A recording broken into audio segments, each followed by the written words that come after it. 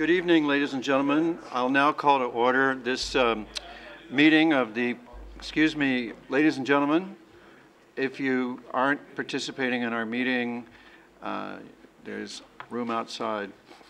I'm calling to order this recessed meeting of the Planning and Development Council of the Town of Oakville, which began Monday and now resumes, and we're planning to sit tonight from 7 to 10, and we will be hearing a list of delegations who've registered to share information with Council on this matter. As we mentioned last night, in addition to the pre-planned and unavoidable absences of Councillors Lapworth and Johnston, Councillor Elgar is absent tonight because of his service on the Niagara Escarpment Commission, a body which we learned something about last night and some of the discussion about a couple of cell tower controversies. And with that, Madam Clerk, would you please call the first delegation? Yes, the first delegation listed is Mr. Frank Clegg from Citizens for Clean Air. Welcome, Mr. Clegg. Council looks forward to your information. Thank you, Your Worship.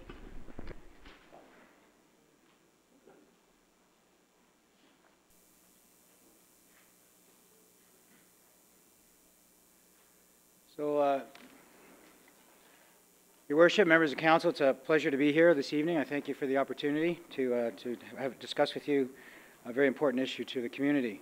I thought I'd start with an update on Citizens for Clean Air. We've had the pleasure to work with many of you a couple of years ago on a different situation. I see you're all smiling, so those are good memories that it ended in stopping the plant, although our work is still not done there. If you think about longer term, we stopped that plant, but we really haven't finished all the work in getting a future plan in the community. So we're still going to work with the, hopefully with the government on activating policies that improve the air quality in Southern Ontario, and in fact in any, particularly in the Clarkson airshed, and this is known as the Balsillie Report. And we know there's a lot of work that we have to do in terms of proper siting criteria for any community in Ontario. So that work goes on. We got involved in this situation about a month and a half ago, and the board formally approved recommendation to get involved in the whole focus on electronic radiation. We feel it's an extension of clean air because we're calling it electronic smog, so we don't think it's a stretch in what our mandate is. We've really broken that into two areas. Area number one being what we're calling something in the home, where you have, and I think we talked a little bit about this last night, where you have I can voluntarily decide what technology I have in my home and the implications of that. We think our job in that area is to provide education and awareness and make sure citizens are aware so they can make the right decisions. What we're focusing our efforts on is really increasing public awareness, particularly on cell towers and antennas and the placement of those environments. It's very clear last night, we get it. We understand that Industry Canada has power unprecedented other than in airports and railways. So we understand that. We also understand the majority of our efforts should be focused on our local MPs and on the ministers that are involved. We understand that as well. At the same time, I would submit, and I think there's a role that Council can play, and I want to address my remarks in that area. In addition to that, we are concerned that we think there's a bit of a built-in prejudice that Industry Canada has. The next spectrum auction could be in the range of $4 billion. So I would argue there's 4 billion reasons why Industry Canada and Health Canada are not incented and motivated to really step up and do what we think is required in terms of putting some governance and improved scrutiny around this environment. The other issue is that we know from a technology standpoint that the carriers are in a race. They're in a race to penetrate these cell towers, and there isn't really anything slowing them down. So and in addition, we're learning, if you look at their P&Ls, most of the profits from industry today come from mobile phone technology. So they're really trying to protect those profits. So I want to talk a little bit about the tools. We think there's a lot of tools you have at your disposal. The town of Oakville has a tremendous track record in terms of pesticide bylaw. We talked about stopping the power plant, although the bylaw wasn't focused on one particular plant, I know that, and also the new hospital. We are throughout the evening, we're trying to have a theme and respect your time and not repeat our same messages, but we think there's some opportunities for the tools that you have under Livable Oakville. There's specific things that you have, and we believe you've got powers for that. There is always a freedom of choice, and at the end of the day, I think it became very clear last night that you are the last stance of protecting citizens when it comes to this kind of technology and the implementation of cell towers and antennas in our community. We're going to talk about doing no harm. We're going to talk about common sense. And then finally, there is a perspective on liability that we think is important to bring to the situation. I know you've all read. I'm not going to drag through all of these studies. I do just want to make a couple of comments. I am a mathematician by education, and I got confused in the numbers last night. And I think the fundamental issue is that we're comparing apples and hamburgers. And the reason I say that, as long as Health Canada continues to focus on only thermal-based effects, they're always going to be talking about oranges. The rest of the world is starting to talk about hamburgers. And when you talk about hamburgers, there's an order of magnitude difference. In fact, I would argue, and you've seen the chart, it's at the back, it's in my appendix, that one of the initiatives, I'll point out the Bio-Initiative report in 2007 came out and said they looked at 2,000 studies around the world. They had scientists, they had engineers, they had doctors and physicians. Their recommended level is 10,000 times more strict than Health Code 6, because they're looking at hamburgers. The other thing I hope you heard last night was that, I think I've got this right, that the Industry Canada person said that when they measure the CN tower, it does not break through Safety Code 6. So what we're talking about is the ability for somebody to come in and put a mini CN tower on somebody's property line, and that still matches Safety Code 6. Now, I don't know about you, but that seems to me that we are really talking about the wrong thing here. And so I'll leave that with you. The other comment I'll make is that when you go through what other countries are doing around the world, I do take issue with Industry Canada's statement that we are in amongst what other countries are doing. I will pick China as an example. China's regulations are 100 times more restrictive than Canada's on this initiative, because they are starting to understand the hamburger approach of biological effect. And we all know that China's track record in terms of PM 2.5 and other pollution things is not the best in the world. And yet they're ahead of us by 2 orders of magnitude. So I leave that with you to think about. I've got a lot of letters that I've distributed. I will not go through this. Some people use the term white coats. I think we've got some white coat technology from around the world. People with PhDs, people that are MDs, people who spent their lives really dealing, and we've got letters of support and encouragement and recommendation from all these people. And so I know you've got way too much reading. I just encourage you to flip through some of these. I do have Dr. Hava's letter that I will hand out here because it was not in the package that I was able to send in yesterday.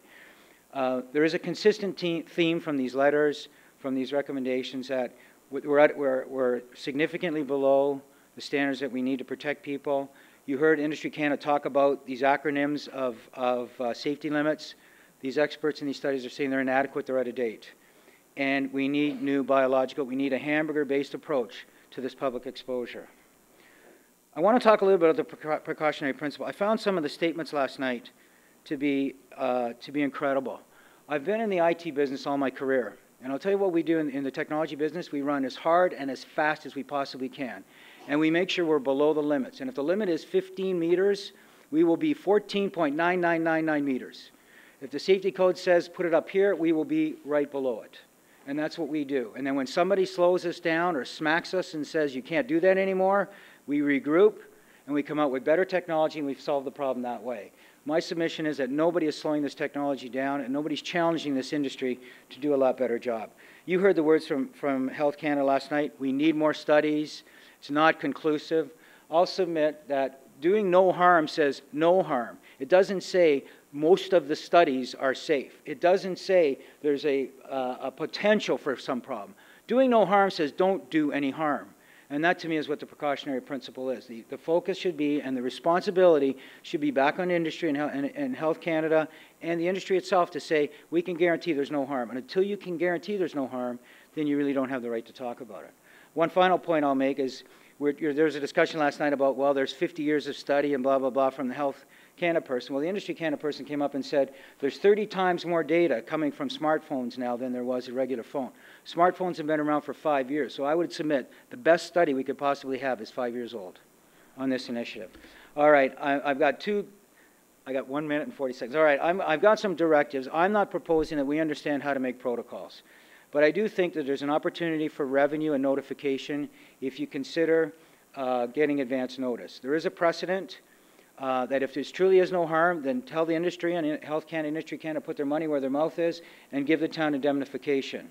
I think there's a financial risk as an employer. If this truly is the next smoking situation or the next leaded gas situation, we need to think about, as an employer, the risk that we could be putting future tax revenue if we don't stop the siting of towers and antennas on town property. I recommend, it was very clear Industry Canada doesn't support any distances, so I would submit, then let's keep the 200 that we have. Again, the precautionary principle says, if we don't know, let's stop, slow down, and think. There's nothing wrong with thinking and keeping what we have in place. Health Canada, there's a technical term called a monograph that Health Canada should produce on their last Safety Code 6 update. They haven't done that. It forces great peer review. You don't put answers up on a website, you ship a monograph, which is really what we're asking them to do. Finally, I think taking some of the funds from the tax revenue, there's education and awareness we can provide. There is a report for the Parliament of Canada Standing Committee. Do those recommendations. We don't need more studies. We've got concrete recommendations from worldwide experts. Why isn't Health Canada at least implementing those recommendations? I think there's an opportunity for a pilot project here in Oakville. We've got influence, we've got means. Electromagnetic sensitivity, I take issue, that is a real issue. And then finally, they can turn these dials down on this technology if they chose to do it. Thank you. Thank you very much, Mr. Clegg, for your information. Questions? Councillor Duddick. Thank you very much, and thank you for your presentation and for your work that you did previously on the other issue. You had mentioned in your presentation that you encourage council to maintain the existing protocol. Is there anything within that protocol that you think could be improved upon, or that there's something that may be, in other words, tweaking is what I'm looking at? Rather than just a blanket statement saying, let's keep the existing protocols, or something you think we could improve upon if we were to? Yes, yes, Councillor. I would say there's a couple of things. One thing that comes to mind is the monitoring of these stations. Like, there isn't anything, you heard Industry Canada last night, they will monitor if they're asked. Well, nobody knows. There is a radio and telecommunications protocol update, not a protocol, but something from Industry Canada that we intend to provide formal feedback to. But I think there's an opportunity to say, look, if you can't fix it if you can't measure it, and we're not even measuring it. And so, there's this. So yes, I would say that would be one. The second issue that I worry about is that we did an analysis of there's about 400. We think there's 450 towers in the local area. On the town site, you identify about 300. And from our calculations, about 29 of those really would come through this protocol. I really worry about the other 381 of them that are not covered. So again, I understand Industry Canada says if it's less than 15 meters, but there's no tracking, there's no measuring, there's no monitoring. I'd certainly like to know where they are. You're going to hear another speaker. There is a monopole in Oakville. We've found one. Industry Canada last night said there won't be any. Well, I'll tell you, there is one in Oakville. And Aidan will show you that. So it's going out there, and there's no tracking and measuring that. So minimally, we should at least know where they are. Thank you very much. Councillor Demoff.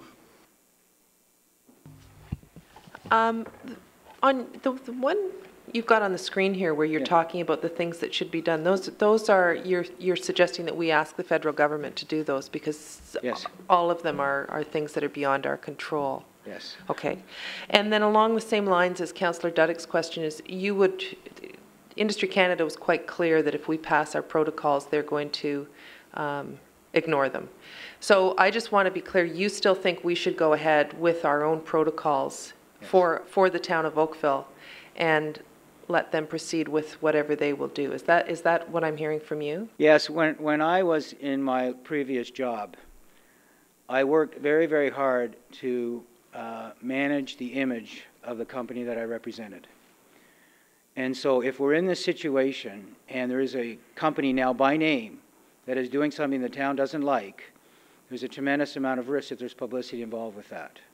And so what I'm saying is, yes, you have many, many tools, and one of the tools is to delay and to force industry the specific company to come forward and jam you on something that you think is wrong for the citizens of Oakville. In this environment today of social networking and the ability to share information on a worldwide basis, companies are desperately trying not to get into that situation. And I think we have the opportunity to do that. And I would encourage you to help us. And that's, we aren't confused. We know that we have to win this in the court of public opinion. We are not going to win this, certainly with the people that you saw last night.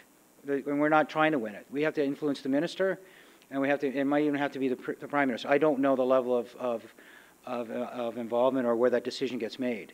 When we fought the power plant, we knew the premier was going to get involved in this from the beginning. And everything we did was targeted towards him. I would submit that doing anything you can to target and make noise about it, step up here and be accounted. We're getting emails from across the country about this situation here in Oakville. You know, when we fought the power plant, we were viewed as this rich NIMBY group that didn't want a power plant in our backyard. And we fought that for a year. And then when we won the power plant and we continued to fight for the rest of Ontario, people realized that we were actually serious about it. Shouldn't be near homes and schools in anybody's neighborhood. I would submit we now have the opportunity to do a similar thing and say these towers should not be placed randomly without proper process and proper support in any community in Canada.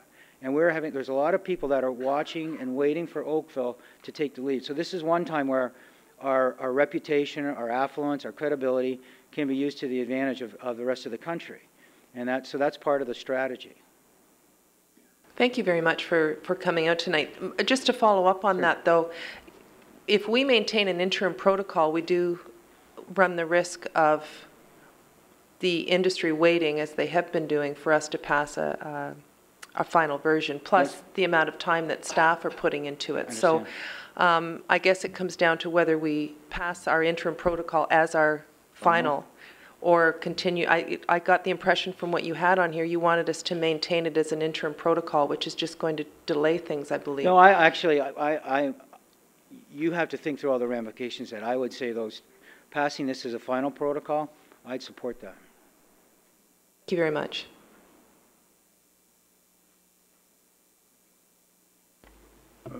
Thank you very much for your information. Okay. Madam Clerk, next delegation. The next delegation is Aidan Tracy.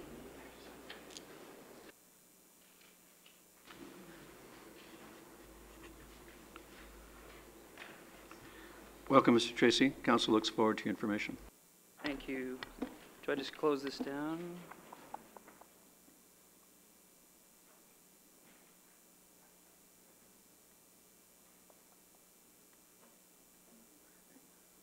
Is there a slideshow? How does it start here? Okay.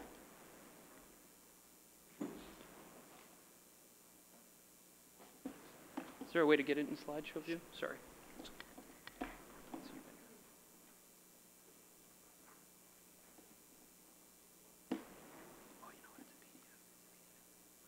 PDF, not a PowerPoint. So I think there's a slideshow view here. Under view. Just put it in. Just go to view. View? Yeah. Full screen mode. Let's go to here. Right here. Okay, perfect. I'll just see the arrow keys. Yep, we're good. Thank you. Thank you, Your Worship, and members of council. Obviously, this is a topic that has generated a lot of discussion in the community, and I wanted to just start by offering a mea culpa, and that would be that I am a heavy cell phone user. I don't profess to not love my cell phone. I was one of the earliest adopters of BlackBerries in Canada. We used to work at Labatt, and a little company in Waterloo, Ontario came to us and asked if we would be a big corporate user for these devices called BlackBerries, and it was pretty cool having a device like that back in '98. I love my wireless at Starbucks. I want lots of coverage. I want to be able to drive around and get wireless. So in a nutshell, I'm all for wireless communications and great coverage patterns. However, what's troubled me in the last little while is the more that I learn about this issue, I believe we all need to be careful about getting too much of a good thing. I'm also happy that as I learn more, I have the personal power to choose to moderate my use. I could turn my cell phone off. I can unplug my wireless router at home. I can choose not to expose my children to all of that in my home. However, recently that I've seen some things in Oakville that have concerned me greatly, and I've realized that I no longer have that personal choice. And I really believe that that's not right, and it's not right that either does anyone on this committee have that personal choice. So why am I here tonight? I believe that citizens should have rights, especially related to their personal choice and what happens in the safety of their own home. In case you're not aware, I was one of the founding members of the C4CA and worked closely with Frank and a number of other people to help lead a lot of the community action, the communication strategy. I've spent my career in communications and strategy. And what I started to find through the whole process with the power plant was provincial and federal regulations often fail to make common sense. And really my goal tonight is to try and bring some common sense to what was obviously a very difficult topic to understand last night. And I've done a lot of work in the last 2 weeks to prepare these 8 slides to try to make them pretty simple.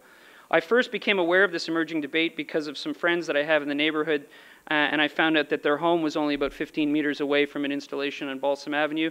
I'm a dad with 2 daughters, and it struck me as very odd that they could wake up and find out that that had been there for 6 months. And when I say that was there, what I'm talking about are towers that are under 15 meters in height. I know that we're going to have a lot of debate about different sizes of towers, but I'm going to focus on towers 15 meters and under because they're exempt, as you heard last night. No one needs to tell you anything about these things. This tower in this picture is in Kirkland, Quebec. It's just under 15 meters in height. It, as you'll notice, is in someone's backyard. And the interesting thing about this is the homeowners were contacted by national carriers if they would like to place a tower in their backyard, and they would be paid a fee of $200 a month to do that. And interestingly, last week at the National CWA Tower Siting Forum, one of the experts in this field, which was David Townsend, who you might have heard the Townsend report referenced last night. David Townsend was quoted in that meeting as saying, "I am very concerned when a major national carrier puts something in someone's backyard. The level of concern is much greater than over when a ham operator erects a backyard tower." And the loophole that they were able to do this with is because ham radio towers, which are under 15 meters, is the loophole they're using to be able to put these things in people's backyards, which is completely unacceptable. And the reason it's completely unacceptable is the measurements that are taken from these towers are measured in microwatts per meter squared. So I know we've heard about 10 million and safety code 6. Let's just focus on what we do know. And we do know that everyone who has a cell phone has now been told you probably don't want to put it next to your head all day long. The amount of radiation, because that's what it is, the amount of microwave radiation that comes out of cell phones is in the range of 5,000 to 10,000 microwatts per meter squared, and I don't think anyone from the industry is going to dispute that. That's interestingly the same amount of power that was registered in the bedrooms across the window from this pole in Mississauga. It's also half the output that was registered in one of the homes on Balsam Avenue in Oakville today. So what I'm submitting to you is that if you have one of these towers 15 to 20 meters from your home, you might as well strap a cell phone to the side of your head all day long.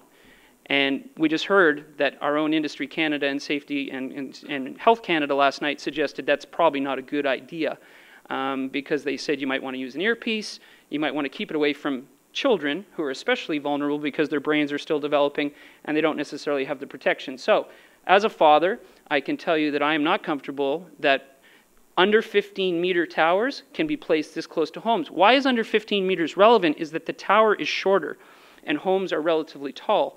So when you get to the second level of a bedroom, often the waves that normally would be going over your homes with a tall tower are now actually being beamed directly into your bedroom. So I think my perspective is I have the option to turn this off, my own cell phone. I don't have the opportunity to turn that off. And as you heard last night, I have no rights to stop it.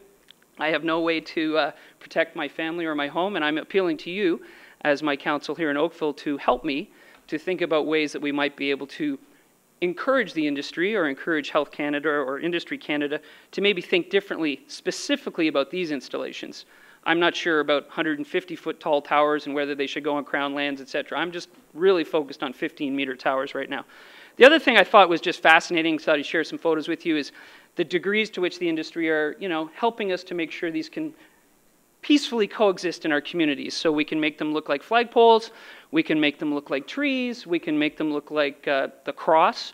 You might have seen it on the QEW there, that large white cross that's there. We all know that's actually a cell phone emitter. So there's a lot of things that can be done. We can also attach them to locations that people regularly frequent, like existing clock towers. You might notice there's a few houses there, pretty darn close to that. So look, someone way smarter than me. I tried to pour through a lot of research before I got here. This is a Martin Blank, who's a PhD from Columbia University. The focus of his research of his life has been 3 decades on biological effects of electromagnetic fields, which are EMF, and including radio frequency. And the reason I bring this up is I agree with what Frank Clegg just said. I think Safety Code 6 is based in logic that's flawed. It's all about thermal and what the thermal effects of these waves are. There's an emerging body of evidence worldwide saying that we need to be focused on the biological effects, not just the thermal effects. So he says, not me, he says, there's good reason to believe that the elevated rates of cancers among persons living near RF towers are linked to the DNA damage caused by EMF. It is clear that the safety standards must be revised downwards to take into account the non-thermal biological responses that occur. For years, increased temperatures were deemed to be the critical factor. However, as outlined above, many potentially harmful effects of RF exposure. And in summary, it is best we take the precautionary measures that will protect health and welfare of the public, especially most vulnerable people, children. So the question is electromagnetic frequency sensitivity really the early warning? And you know, the bad analogy of the canary in the coal mine, not all of us are electromagnetic sensitive, but I know in the next day and a half you are going to hear from people that are electromagnetic sensitive, and it's devastating. It's devastating what it does to their lives. It gives them real hardship. And what I don't want to hopefully be around for 10, 15 years from now is we find as leaders in the community and leaders of companies and governments that we allow that exposure to happen to children, and we wake up in another 20 years with a much broader percentage of the population, will it be 1%, 5%, I don't know, who are now electromagnetic sensitive. CNN, obviously a fairly well-known global publication, took the time to publish this just about a year ago. When the WHO study came out, I mean, their headline was cell phone use can increase possible cancer risk. Obviously, they wanted to be provocative, but they have editors and people and lawyers that look at this stuff. The biggest problem we have is that we know most environmental factors take several decades of exposure before we really see the consequences. According to the European Environmental Agency, this could be as big a public risk as smoking, asbestos, or leaded gasoline. The results from the largest international study on cell phones said that participants in the study who used a cell phone for 10 years or more had double the rate of brain gliomas, which is a type of tumor. Back to my earlier point, if I had one of these towers 10 meters from my home and it was pumping out the same rate as a cell phone, I'm going to quickly accumulate 10 years of cell phone use, probably in about 2 years, because it's every day, all night while I'm sleeping. And children's scalps are thinner, so the brain radiation can penetrate deeper into the brain of children and young adults. That's just a fact, a medical fact. So what's the right answer? I don't know. I'm not an expert. I've been working on this for about 3 weeks now. There's lots of debate, and it's hard to know. I would just offer from a common sense perspective, it seems to me that less radiation in your home for less time sounds like a good idea. You've all seen the research. So the next steps. As Frank said, I really do believe Oakville should lead. We have a track record of doing so. Safety Code 6 is a shield for the industry based primarily on thermal impacts and not biological impacts. You'll note that Health Canada last night only included 2 bullet points in their entire presentation about biological effects, and they quickly sort of threw it in and dismissed it. I just want to make sure you know we looked at biological effects, and then they went on to talk nothing about it. It's very interesting that they said that, and they agree that with the WHO that long-term cell phone use needs more study, yet they didn't talk about the fact that when a cell phone tower is this close to the home, it's pumping out the same amount of energy as a cell phone next to your head. Residents, I believe, what you could maybe help do for us is ensure that they get adequate notification that one of these things is about to appear near their home. I think that should be especially the case for a 15-meter tower. Here's a picture of one that just recently went up at Upper Middle and Bronte Road. It's about 20 meters from this home. I'm sure that homeowner has no idea what that is buried behind those trees. We could offer up Oakville as a pilot to the industry. Let's pilot some things here. We'll put our hand up and say, we'll try some new technologies.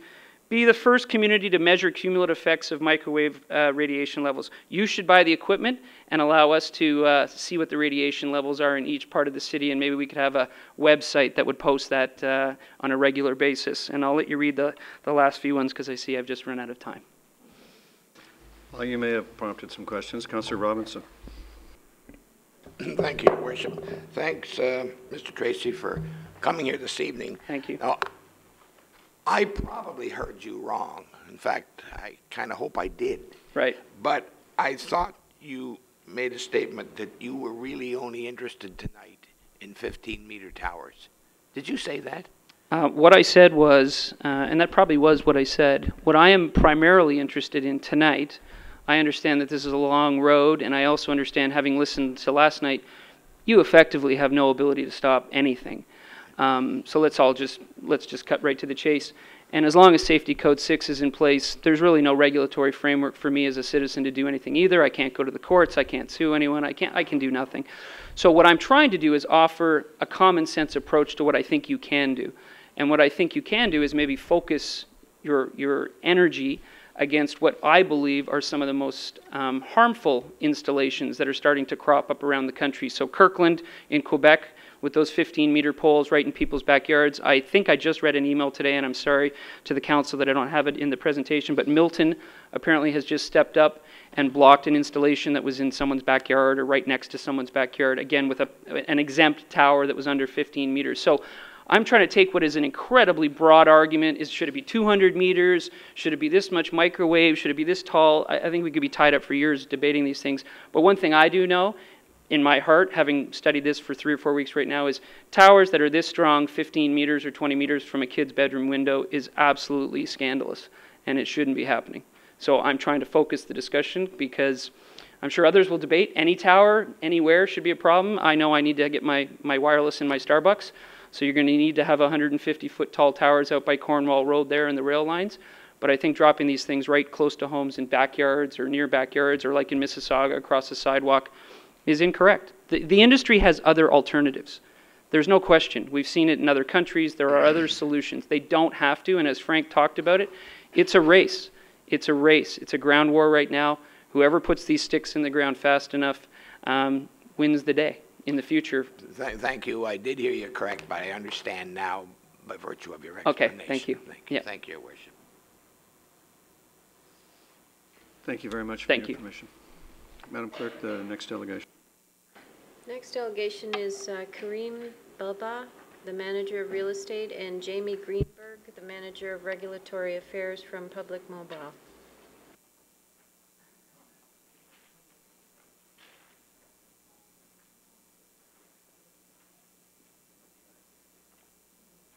Apparently they're not here. So the next delegation is Jim Goodfellow.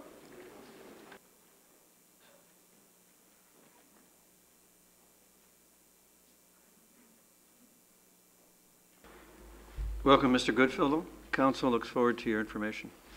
Thank you, Your Worship, and thank you to the Council for taking on this issue and for having these hearings and for the work you're doing, particularly in the environment the regulatory world that you live in. I came last night with the knowledge that Industry Canada was the dominant force. I came away with a better understanding of just how little impact and influence municipalities across this country can have. I also learned a lot about the process that they're following from your questions and from the example. So I want to thank you for taking on this issue under these circumstances. Let me try and do 3 things. One is I'd like to just set a little bit of perspective on why I think this is not an important issue just today, but we are in the front end of a wave, and a wave that is going to make this an even more dominant issue. And so that's number one. Number 2 is to give you my perspective on health and safety risks, and I'm a finance guy, okay? But I've been in the risk management area, so this is a finance guy giving you perspective on health and safety risks. And the third thing is to give some suggestions of things that I think that council might do. So those are my 3 things. Okay, perspective on the issue and why I think we're in the front end of a wave. Over 20 million Canadians now have mobile phones. 8 million Canadians have smartphones. The number of users accessing the net from mobile devices is going to surpass very soon the number of users who access the internet through PCs and desktop in the traditional manner. Canada has 6 carriers, each building their own infrastructure and network. As Aidan said a minute ago, this is the battlefield. And the battlefield is being won. The smartphone is the focus of convergence today. And it is the vehicle by which the carriers and industry, and it's not just kids watching movies or videos or YouTube, it's electronic commerce. Today, Rogers announced with CIBC the establishment of using your smartphone for purchasing stuff at stores. And that's a part of a venture that all of the carriers are involved in. So we have electronic commerce, and the issue here is the growth of the smartphone. China, and if you think we have a challenge, China Mobile has 600 million subscribers. Now, maybe that's why, as Frank said a minute ago, they have regulations that are 100 times better than ours. Okay. The carriers are focusing on subscriber bases, service mix, and device mobility. It's not wireless access, it's device mobility. And that's why they need all these towers. And they want to drive data. It's not phone, it's data. And that's why this is also important. And again, they're all building their own infrastructure to support their own competitive strategies. So how will these competitive forces change our landscape? What's the ultimate end game of this market competitive race? Is it 6 towers like Aidan showed? Aidan showed 1 tower in a backyard. Where are we going to end up? 6 towers for every house in Oakville? That would be ridiculous. And where do we set the rules? It's a huge planning issue. And you're the planners. We heard last night, Industry Canada doesn't claim to be a planner. So, and personally, thank God. So you're the planners. And the planning of this, the evolution of this technology, and in a way that it balances opportunities and risks, could be the dominant planning issue for municipalities, I think, in the, this decade and for the rest of this foreseeable future. So then let's talk about the health and safety risks. But first of all, let me just make my first suggestion to you. This is a big issue. It's an important issue. Don't bail out. It would be so easy to say, we've got no power, no influence, no nothing. Don't bail out. It's one of your biggest important planning issues that you face. So let's go to health and safety risks. We heard last night about Safety Code 6, which seems to be an off-on switch. If you're in compliance, you're safe. If you're not safe. But we all know that risks are not an off-on switch. They're a continuum of probabilities. You know, you're not well, you're feeling better. You know, health is not a off-on switch. And in the risk management world, you often categorize risks by the probability and the impact. And now just think of smoking. 20 years, my father was an avid smoker. When he started smoking, there was no concern about health risks. Probability was unknown, the impact was unknown. Years develop, all of a sudden the first evidence of cancer starts to appear. Oh, probability's low, but if you get it, the impact's pretty severe. And then it progressed where the probability became, if this happens, you're in deep trouble. Okay. The low probability, high impact area of the spectrum is what's known as the black swan risk. And the black swan risks happen. They happen. And they happen time and time again. We just saw a huge global meltdown because nobody thought home prices could ever go down. So hang in there. We need the more research, but we need to understand that the black swan risk is important and it counts. Okay, so what are my other suggestions for you tonight, other than don't bail out and hang in there? They would be the following. Let me build on what Aidan said a minute ago. I really think Oakville should build an online, fact-based radiation map. We heard last night when Industry Canada approves, which is a siting issue-by-issue decision on the granting of a cell tower, that they do look at the radiation impacts of other cell towers in the proximity. But then they stop. They don't monitor, they don't continue. We can build maps of cell towers, but we don't know what the radiation impact is and how that affects and where future cell towers should be. And we don't know the interdependence on the other types of radiation. We need a fact base. And a fact base that we could start with would be how many cell towers and what's the radiation look like. So that's one. Then you could use this map to influence your planning decisions, siting decisions. It would be a fact-based input when you provide our commentary or whatever it is to Industry Canada. But we're not going to make progress if we don't have a fact base. And we're finding that out on the other side of air quality, where we're pushing in the Balsillie report issue for a fact base, and you did it with your own air quality monitoring. I'd promote heavily the consultation. I'd almost make it as part of the, I'm with Frank, I'd keep your 200 meters. And I would do everything you can to say require consultation on the siting of a, we heard last night they don't want it. But I'd promote it. And I become very engaged with other municipalities, particularly Mississauga, Burlington, because if you don't think that Mississauga, Oakville, Burlington isn't a target for those 6 carriers in terms of penetration, we are top on the radar screen, I would guess. So I would work with them and other municipalities to get a re-engineering of this process for siting the cell phone towers. Terrence Young has some very good suggestions. He seems to be an ally.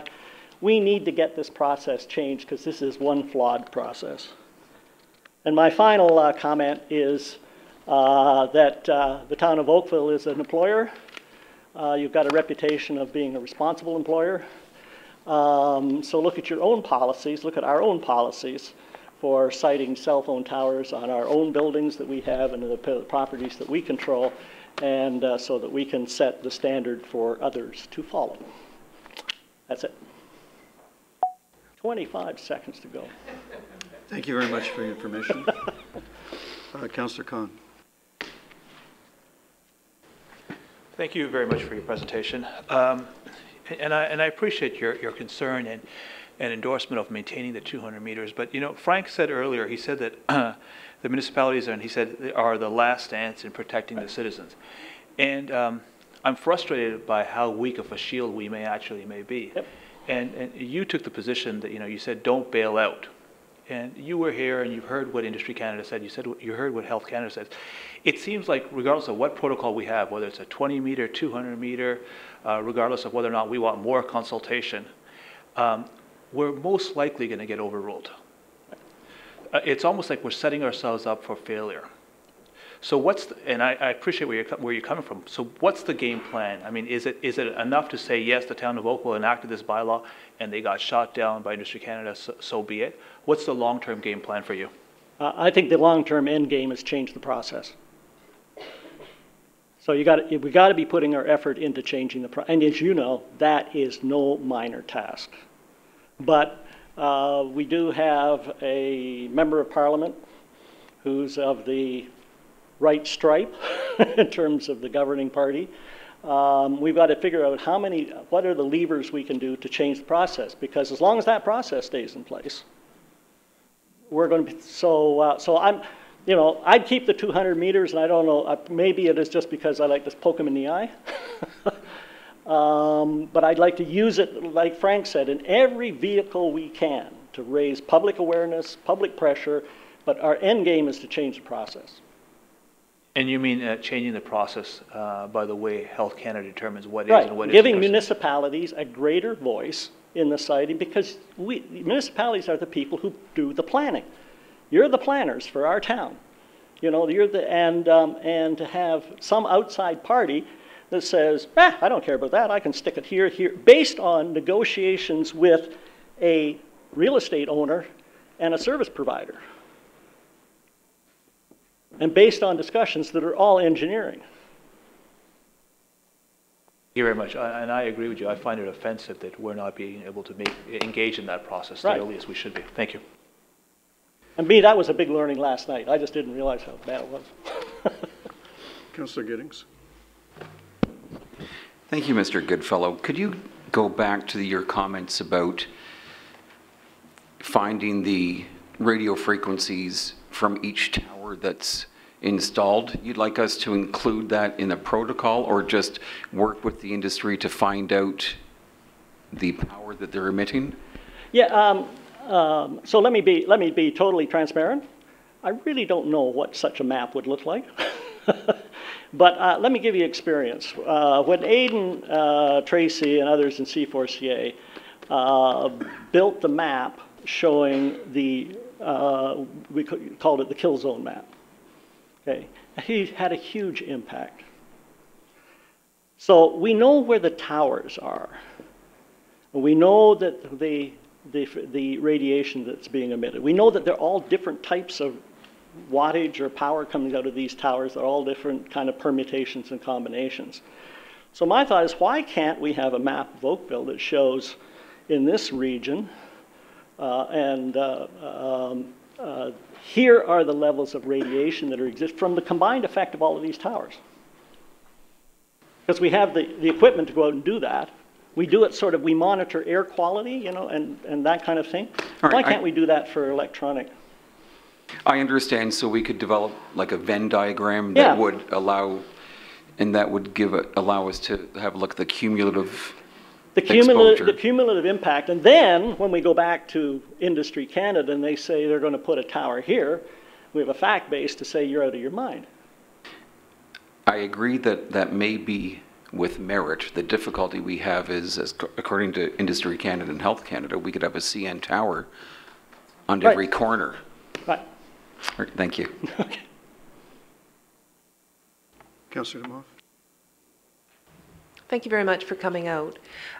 You had mentioned the public consultation, and when we came up with our draft protocol, I think our staff did an outstanding job of incorporating standard notification that we have in other planning process. And as you're probably aware, the comments that have come back from the industry is that we're asking for too much. Right. So in terms of notification, even using what is quite standard in municipalities, the industry feels that that's asking too much of them. And as we experienced at Hopedale Mall, that tower was extremely close to residences, but because of lot lines and the fact there was a church across the street, almost no one got notification. I mean, Councillor Duddick and I were shocked at how few people did get notified. So the industry requirement is beyond minimal. So I think what we put in the protocol was well done. I'm curious what you... I think it's well done too. Okay. Yeah, no, well done, and I think that we should be trying to hang in there with that and saying that this is the minimum standard for us, you know. And again, the focus is we got to put the focus on changing the process, because as long as this process stays in place, we're doomed. Thank you very much. So to make sure I understand, our stance on our protocol, which is we ask them to do what we do, it's reasonable in your view for us to say if we can do it, you can do it. Right. I have one question. You were talking about 200 meters because you liked it, you likened it to poking them in the eye. And we heard from Industry Canada that they had more respect for what they called a reasonable approach, and they might perhaps see eye poking as arbitrary. Right.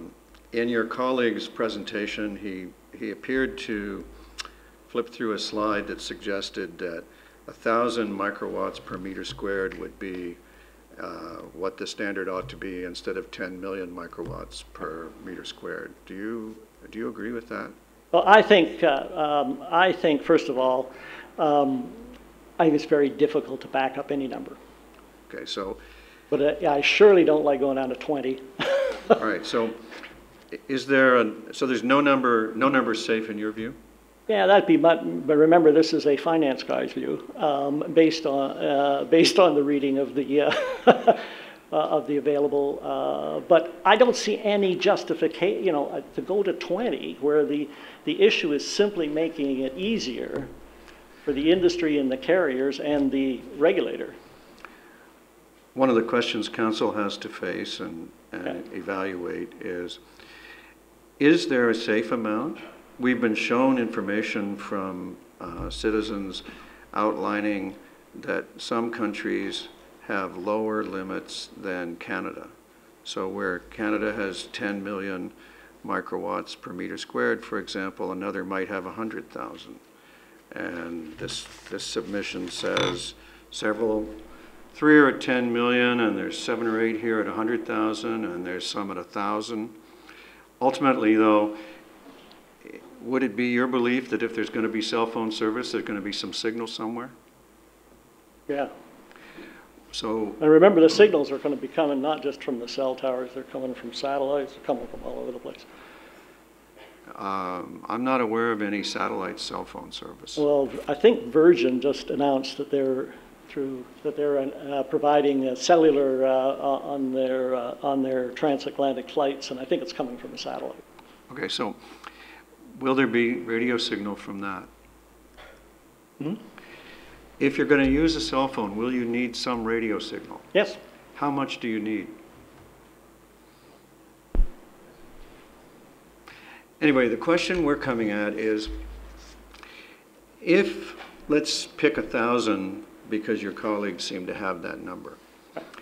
If 1,000, because of some technology change, was all that came from an installation 20 meters away, would 20 meters then stop being an unreasonable limit and start being a reasonable one? That's the question council has to look at. Yeah. And since you've already mentioned that you're aware that transmitters have many different levels of power, I think it follows logically that it depends on the transmitter power how much signal there might be in any given distance from any one of these transmitters, right? And you remember hearing that UHF radio waves, which is what we're talking about here, there's television transmitters in that frequency range. Do you remember that? Yep. And they're as much as 1 million watt transmitters, which would be extremely more powerful than anything we've been talking about here. Right. And it's my suspicion that 200 meters might not be enough in that case to get to, say, 1,000. And so the question that I'm wrestling with is a distance actually going to provide us real protection, or do we actually need to specify a signal level above which we're not comfortable? And in that event, where you're coming from. In that event, we might divide into two groups: those who think that no signal is safe, and those who think that some level, and then the rest of us who think that there might be a safe level. I guess we'll split further on what that level is. Apparently, if I can believe this submission, something called the Bio-Initiative Report 2007 appears to recommend 1,000 microwatts. And let's see, the Toronto Board of Health, if I understand this correctly, proposed in 1999 that it ought to be 100,000, and so on. So that's the question we're wrestling with. Yeah, understand completely. Do you have any advice for council on that particular point? Distance versus signal? Well, if someone was to come along and say, here's a piece of research that does, and here's the categories of power transmitters, and here's the, different, setback requirements for each transmitter, I'd be certainly more impressed. But I think the other part, though, is that I think we've got to address this issue just like we address the air quality issue, and we've got to focus on cumulative impacts. I come back to the map kind of thing, is it doesn't matter if you're in a area where you are already at saturation level, whether you have a small tower, a big tower, anything, even the small one's going to put you over the limit. So I view the setback issue as a temporary step. I don't see any rationale to go from 200 to 20. If somebody comes up with better rationale, sure. But what I've seen so far is the rationale for going from 200 to 20 is a rational convenience for the suppliers. So you don't have any advice for council on the question of distance versus signal? Other than I'd stay with what you've got. Okay, thank you. I'm just wondering if I could get some clarification from staff, because you've referred to 20 meters. My understanding is 20 meters is strictly from public schools, private schools, and daycares, and not residences. Is that not correct? So when we're talking about setbacks that is in the proposed protocol, it would be 0 from residences and 20 meters from schools and daycares. Is that correct? That is correct. Yeah, Thank you. that was mine too. All right, thank you very much for your information. Thank you. The next delegation is Lisa Guglietti.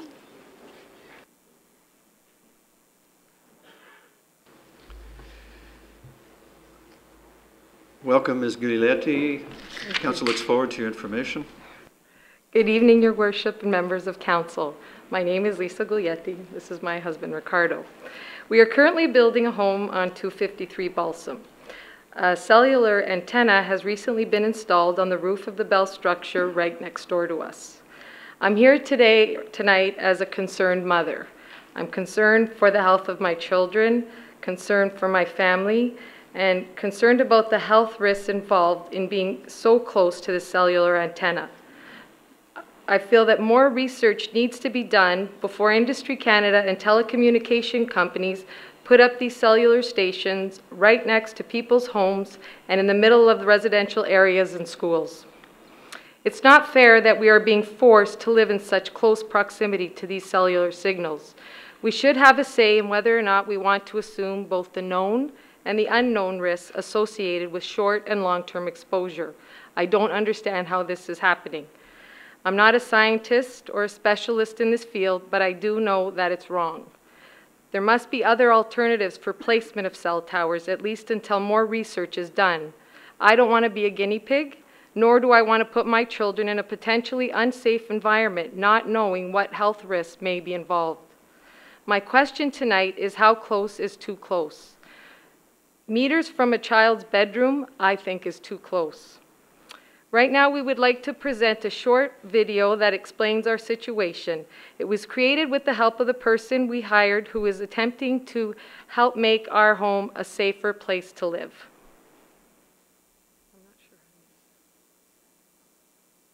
My name is Rick Guglietti, and I have a problem. I'd like to introduce you to the problem because I believe it's a problem for you too.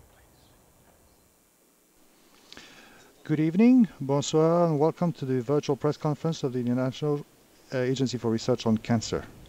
My name is Nicolas Gaudin, and I'm the head of communications for IARC here in Lyon. The working group has been meeting to assess the carcinogenic hazards associated with exposure to radio frequency electromagnetic fields and has just finished their evaluations. Well, it's not playing. I'm pleased to have with me here in the IARC studios Dr. Jonathan Summit. We may need technical help to find the video, if there's video here.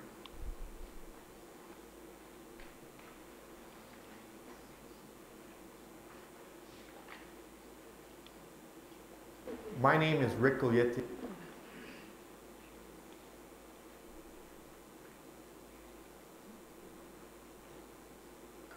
Right here.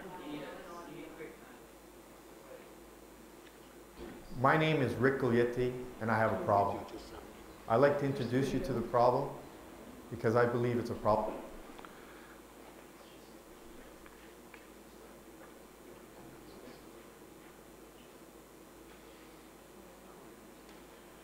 It's supposed to be a video.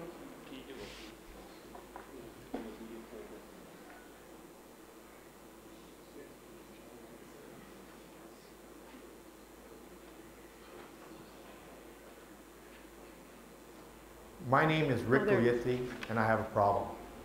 I'd like to introduce you to the problem because I believe it's a problem for you too. Good evening, bonsoir, and welcome to the virtual press conference of the International Agency for Research on Cancer. My name is Nicolas Gaudin, and I'm the head of communications for IARC here in Lyon. The working group has been meeting to assess the carcinogenic hazards associated with exposure to radio frequency electromagnetic fields and has just finished their evaluations. I'm pleased to have with me here in the IARC studios Dr. Jonathan Samet. Thank you, and I'll hand over to Dr. John Samet. Thank you, and good evening. I'm going to briefly summarize the work of a group of 31 international scientists carried out over the last 8 days here in Lyon. The working group classified radio frequency electromagnetic fields as possibly carcinogenic to humans. The nature of these fields as they come from various devices, including wireless phones. So I think with that summary, I'll turn things back to you and your questions. Thank you, Dr. Samet. Next, Jeff Waters from Australian Broadcasting. There hasn't been any mention so far as I've heard, of telephone towers, mobile telephone towers, and their effects on human health. Should we conclude that mobile telephone towers are also included in the possible risk? The designation for Group 2B is radio frequency electromagnetic fields. That is unspecified as to source, so the Group 2B classification would have broad applicability to sources with this type of emissions. This is an Apple iPhone. Let's use our radio frequency meters to measure the microwave radiation coming off of this iPhone. It's averaging about 15,000 microwatts per square meter at a distance of approximately 1 to 2 inches. Okay, the reason we're told not to hold the cell phone next to our head is because it's constantly emitting microwave radiation. And as you move it away, you can see the level goes down. If you live within a few hundred meters of these cell phone antennas, you are exposed to constant microwave radio frequency radiation. And this is 11,000 microwatts per meter squared. This is a long-term care facility. And on the grounds, we have a cell phone antenna disguised as a flagpole. Here we have more than 5,000 microwatts per meter squared.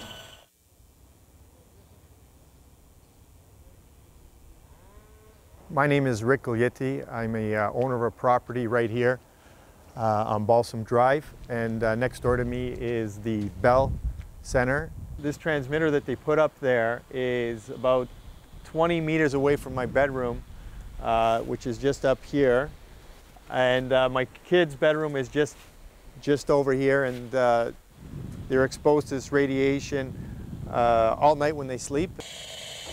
So this location being the closest proximity to the transmitter, we're going to see the highest readings here. So we're getting readings between 5 and 8,000 microwatts per square meter, and the exposure in this bedroom would be the highest of the whole home, I would imagine. This house was built for the safety of my children and my wife and my family, and I don't believe I'm safe here. Dr. Jennifer Armstrong specializes in environmental medicine. The big thing with kids is they're more vulnerable. Why? Children are more vulnerable. Their skulls are thinner.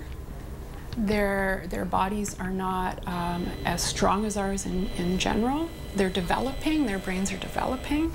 So you expose children to radiation and their little bodies don't handle it as well. And cardiologist Dr. Stephen Sinatra agrees. As a parent, if I had a young child, but I want to use my child as an experiment to see if it's going to take 30 years or 20 years or 10 years to become sick. No, not me. If anything, I think maybe microwave radiation is going to show up to be much more harmful than smoking, simply because of the amount of exposure that we're seeing in our everyday environment. So how about the people who make these products? It's like being cooked. You know, you get that it's like laying on the beach for too long. That feeling that, you know, your eyes are all dried out and your ears ring and your fillings. If you got metal fillings, you can actually taste the RF when you're up there. It tastes metallic. And the longest I've ever spent on the tower is 16 hours. And I totally fried myself. This is one woman's experience of living on the top floor under cell antennas for 2 months. It started with my daughter.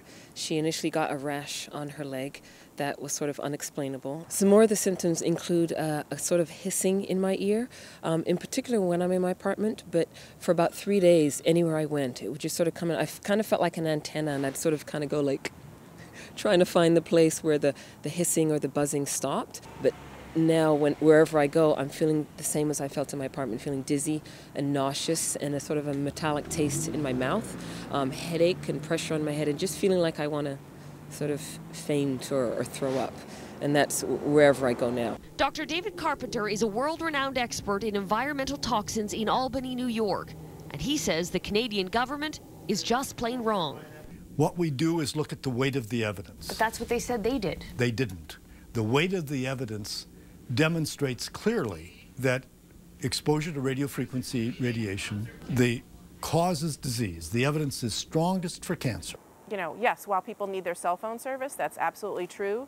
They don't need to go outside someone's window. They don't need to go across a school. They don't need to go in places like that where you're really potentially putting the public at risk. In my judgment, we are sitting on a ticking bomb, and we're not doing what we should do to advise people on ways that they can reduce their exposure, to tell them that they should reduce their exposure, that they should just be aware of this threat. You know, I sincerely hope it's not as bad as I think it is. But my job as a public health official is to do what I can to prevent disease, not wait till people develop their brain tumor and then find ways of treating it. And I think that the evidence at present calls for an active, urgent message to the public, to the politicians, to the companies, that we must find ways of reducing exposure to radiofrequency fields. We have a massive human experiment of people that have been exposed to something that probably is going to result in increased risk of these cancers. And we won't know for another 5 or 10 years how serious this is. In my judgment, the evidence right now is sufficient to say that we should be very cautious, and from a public health perspective, this is a very serious issue. So what is, actually people always ask, well, what is the bottom line? Well, the bottom line is that we really need biologically based precautionary standards. People have to look at the biology that is now known and make adjustments to what we consider safe, a safe level. And we gave values in the bioinitiative report, and I put down the values here.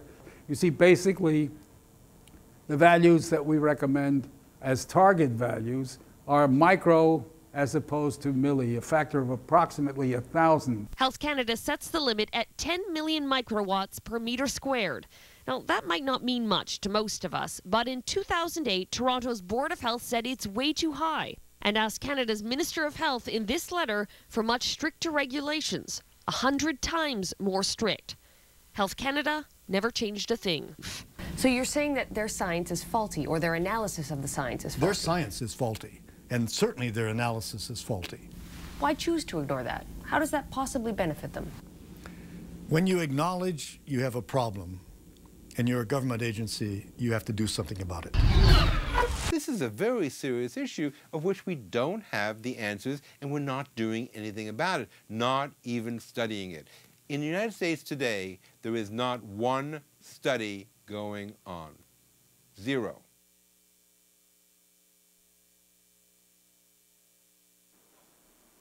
I think we reached our limit here now. I have about 2 minutes here just to talk briefly. Would I be allowed to do that? You could certainly provide it to us if you have it in writing. I do. All right. Any other questions? Councillor Dudek. Thank you very much for coming and presenting this evening. Have you had any discussions with Bell, with Industry Canada, with the various players that are normally associated with situations such as this? And if so, What has the reaction or response been thus far? I had Bell come to my house at first, and they kept on bringing me up to different levels of people within Bell. We finally got to a gentleman by the name of, came to our house. He looked at it. He said that he's a decision maker, and if there's anything to be done, he can make the decision. He came for the last time, and he says, my hands are tied. There's nothing I can do. So I have been unsuccessful at getting to anybody higher up. And they also had a few suggestions on other areas that perhaps they could move this tower to or this antenna to. We were never told which locations, but in the end they came back and told us that it wasn't feasible and they had to leave it where it was. We also offered to Bell to be moved to another location, that we would help them financially to move this. They mentioned that there would be other areas, just that this area here works better than other areas. And our question was, well, how good does it have to work, and why does it have to be here? And I couldn't get any answers. That's from Bell. What about Industry Canada, the government? Nothing? We never did approach Industry Canada. We just found out about this a few months ago. So by the time we got our RF readings done, and by the time we found the proper people or the right people to contact, we haven't gone that route yet. And have you contacted the federal member at all, Terrence Young? Yes, we have. He actually came to our house and saw the location of the tower. Okay. And did he offer to contact Industry Canada or anybody on your behalf? Yes, okay. Yes, he was very helpful. Okay, thank you very much. Thank you, Councillor Robinson. Thank you, Your Worship. What initiated your concerns? What made you become suspicious? Well, our house is in the middle of construction, and by the time the second level, we were able to go up to the second level to look out of one of the bedroom windows, we noticed that there was an antenna strapped to the chimney of this building next door. And we had measurements done, and it's literally 13 meters from this bedroom window where one of my children would be sleeping. At first, we had no idea that it was even a cell antenna. We were very, ignorant to the whole situation. We didn't know what it was initially. So by the time we found out, and now everywhere I drive and everywhere I turn, I see these cell towers. I notice them everywhere, but at the time, I really didn't know much about it. So when we did see this antenna on the chimney, we started inquiring, started asking some of the neighbors because no one had been notified. We were the first ones, we aren't even in the house yet, but we were the first ones to let people know in the area that this tower had been up, apparently for almost 6 months. So this is on a Bell building. Did you approach Bell right away? Did you ask them? Yes. What'd they tell you? I right away called Bell. They directed me to someone at Bell Mobility because they said it was 2 separate agencies or 2 separate departments.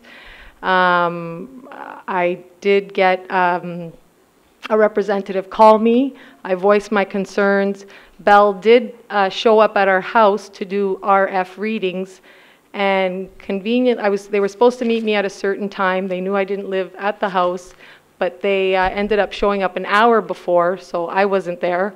And apparently they had said that their RF reading machine, or I'm not sure what you call it, didn't work, so they couldn't pick up any readings. So I don't know why that happened, or they said that they would come back actually once we were drywalled and we were at more of a finishing stage of the house. They would come back and see if they could get better readings, because at that present time, at that moment, they could not find any RF readings on their. Did they come back? No. Thank you, Your Worship. Thank you, Councillor Robinson. Thank you for Councillor Khan. Oh, sorry. Thank you very much. Who took the initial readings? I think it showed that there was 5,000 microwatts in the room that was directly adjacent to the bell tower.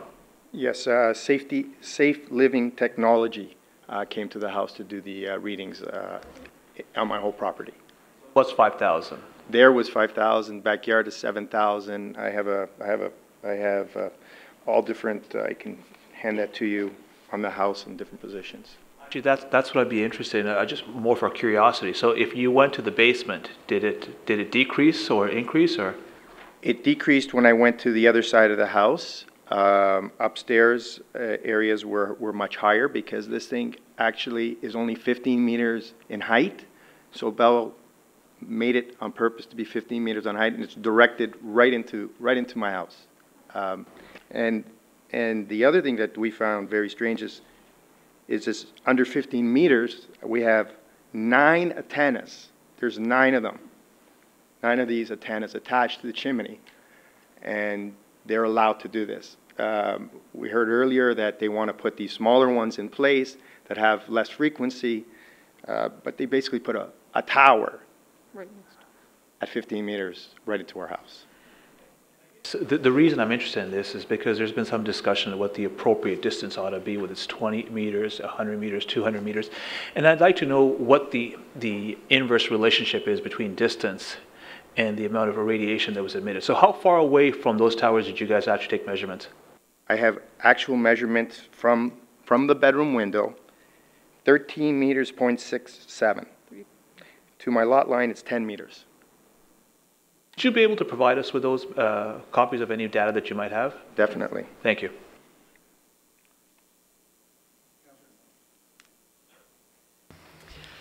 I think you've sensed the frustration that we've had as well over the last year in dealing with Industry Canada, and I think if you listen to the presentation that we had last night, our powers are limited. Even our interim protocol that we had, those structures you have wouldn't have even fallen within them. I don't know if you're aware of that or not. Yes.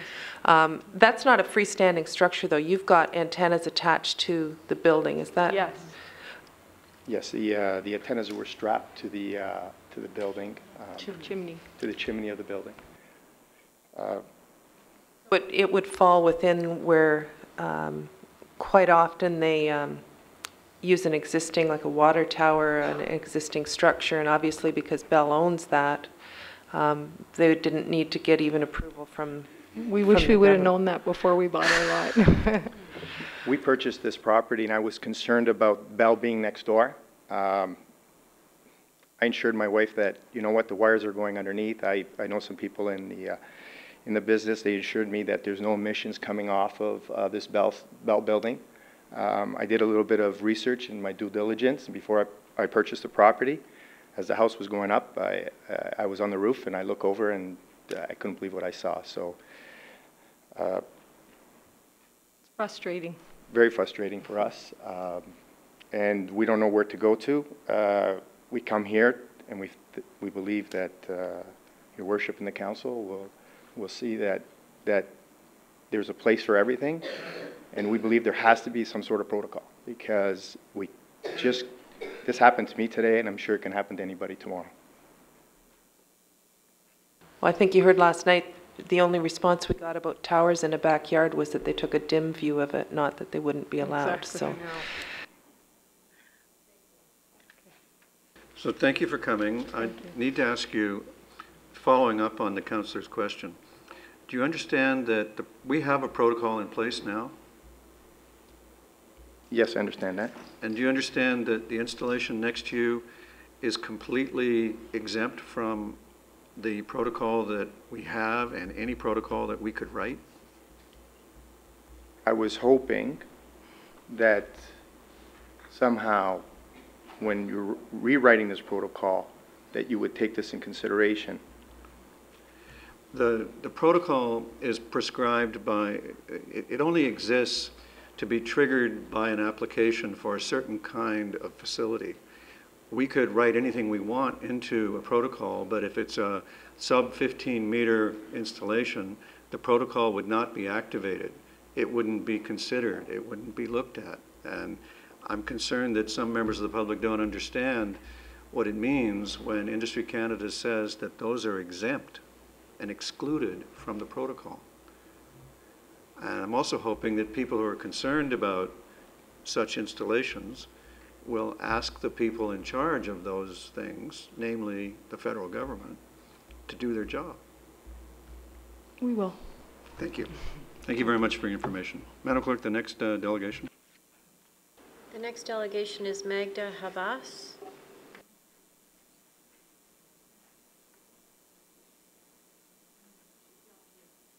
She's not here.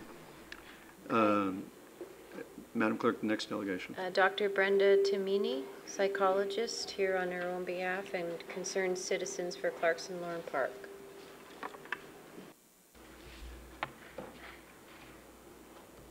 Welcome to Oakville. Council looks forward to your information. Thank you, Your Worship.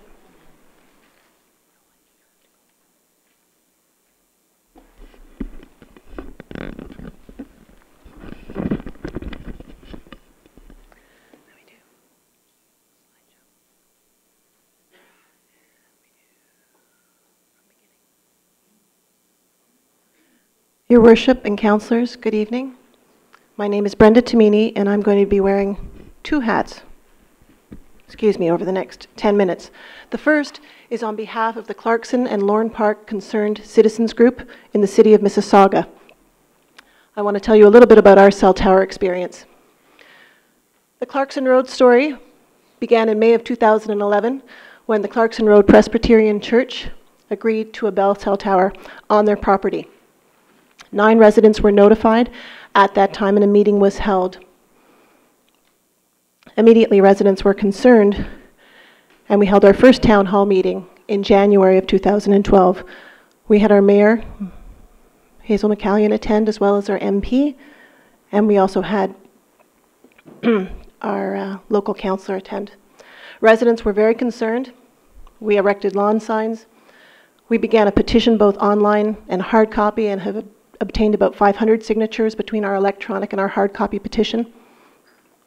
We held protests in front of the church to get their attention.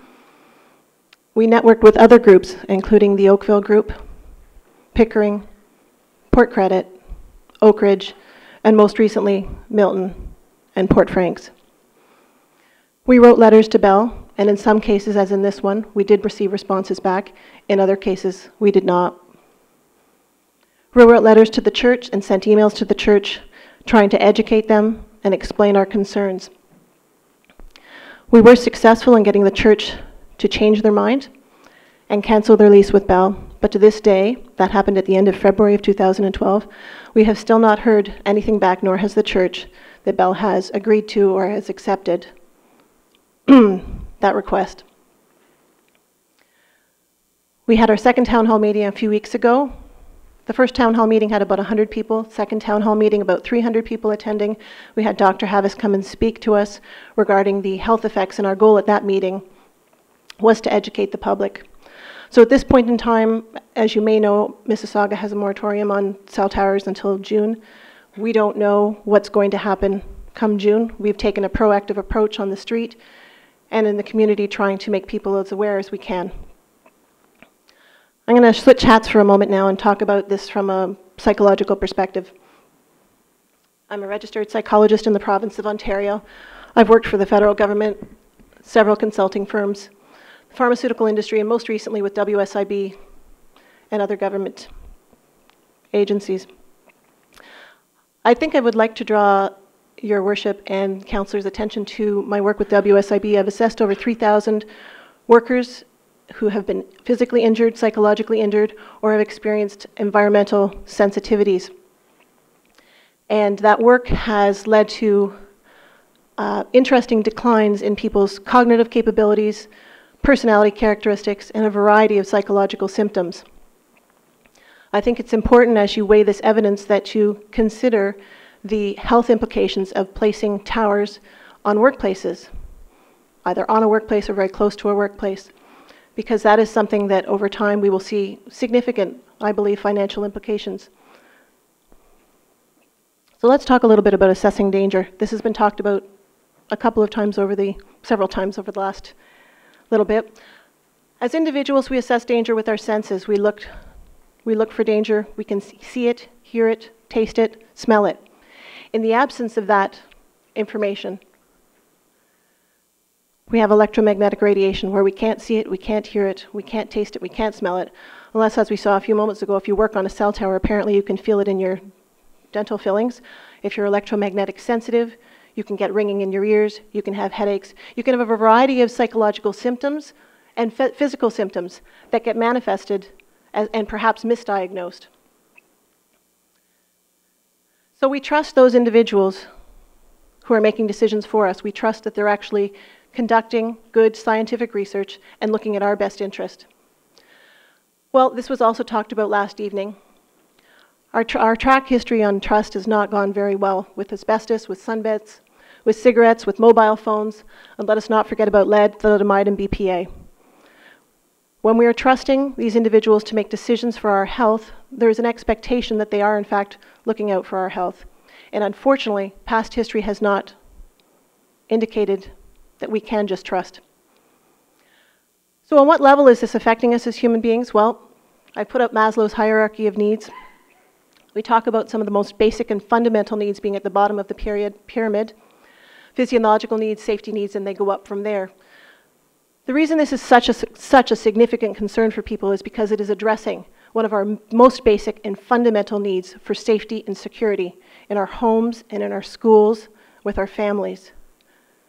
We want to look out for our health and well-being, and we're expecting that if we can't see, hear, and touch and smell danger, that someone else who knows better than we do is looking out for us. We have choice to put these products in our home. We're not being given any choice about this tower, as we saw with this family who's experienced this. What is good scientific research? Well, it spans beyond psychology. It spans to all of the scientific disciplines. We have to review all of the evidence, not just the evidence that is most convenient or perhaps most financially beneficial to some individuals or some particular groups. We need to carefully analyze the methodology and results, make conclusions, and inform the public. We need to be able to answer yes and no to questions that are posed, not well, it depends, and well, maybe. So what's next? Most of you probably know that Big Tobacco is currently in Canadian courtrooms. I've taken an exact transcript out of the newspaper article, and I'm going to take some editorial liberties at this moment. I'm taking my psychologist hat off, and I'm putting my concerned citizen hat back on. Watch the yellow text as it changes as I read these points. Cell phone users who get sick or can't quit have no one to blame but themselves, mobile phone companies argued during the first day of a landmark class action suits that pits Canada's nearly 25.5 million users against Canada's big mobile phone groups. The mobile phone companies, again yellow is my changes, Rogers Wireless, Bell Mobility, TELUS Canada, arrived at a Montreal courtroom with a slew of lawyers, ... One by one, the mobile phone groups suggested that cell phone users must share some individual responsibility for their illnesses and addictions. They shifted the blame to the federal government, which regulates the wireless industry. We go on. During opening statements, Bell Mobility lawyer ... argued that the public has known for decades that cell phones are bad for your health. Those who decide to start using cell phones or continue using cell phones, we could put cell towers or choosing to live beside one, should assume responsibility for a choice they make because no one can say they don't know about the dangers associated with cell phones. Everything Bell Mobility has done is legal and is in large part with the guidance from the federal government. Finally, the companies said they have always followed federal rules. We heard that last night, didn't we? In recent years, the government has ordered that graphic warnings be placed on packaging and has changed the visibility of marketing rules to curb cell phone use.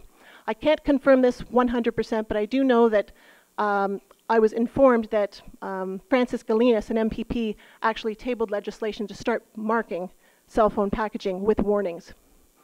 Pointed to a series of final federal government memos from, I'm guessing 2010, we'll see what number that ends up being, that she said proved the government was aware that cell phones were harmful. The cell phone users, for their part, claimed they were duped for years with big mobile phone companies who misled the public with slick advertising campaigns, dubious marketing, and skewed research. Remember, text in yellow has been changed for emphasis. Oakville protocol considerations. I wish I could offer you some additional wisdom beyond what others have offered you. But I do encourage you to consider notifying people with as much advance warning as possible. I know your hands are tied. I heard that last evening. I think the town of Oakville needs to be prepared for legal action due to health effects. Certainly if cell towers are being placed on workplaces, they need to be prepared for legal action. I have not yet seen a WSIB claim personally when I've done psychological assessments on individuals that has been specifically due to electromagnetic radiation from cell tower exposure. But that's not to say that someone else hasn't. I don't do all of the assessments, and that's not to say one won't happen.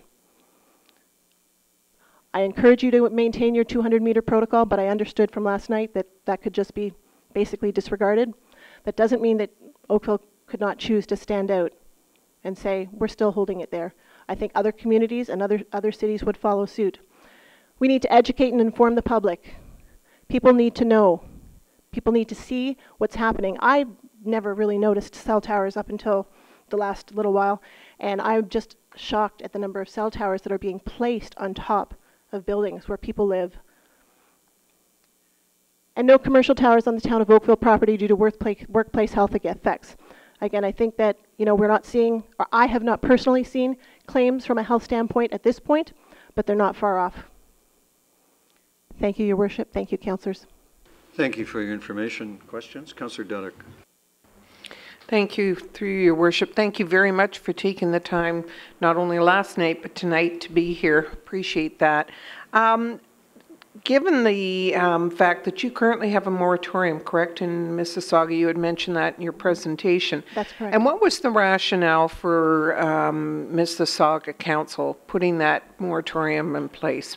Well, I'm speaking on behalf of the city right now and recognize I'm not an official. So there were a number of concerns that the city of Mississauga had, even going back to the large cross on the QEW at Oak Ridge.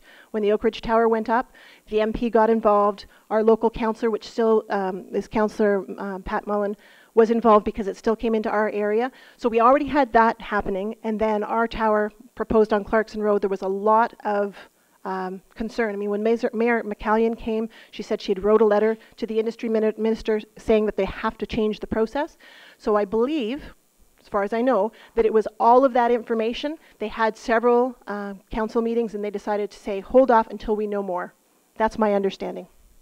Okay, and has it been shared with you, and again, not speaking on behalf of council, but as a resident through your councillor, has it been shared with you what the objective of that is? Are they anticipating coming back with the protocol? Are they anticipating coming back with some sort of recommendation for council's consideration given the public input?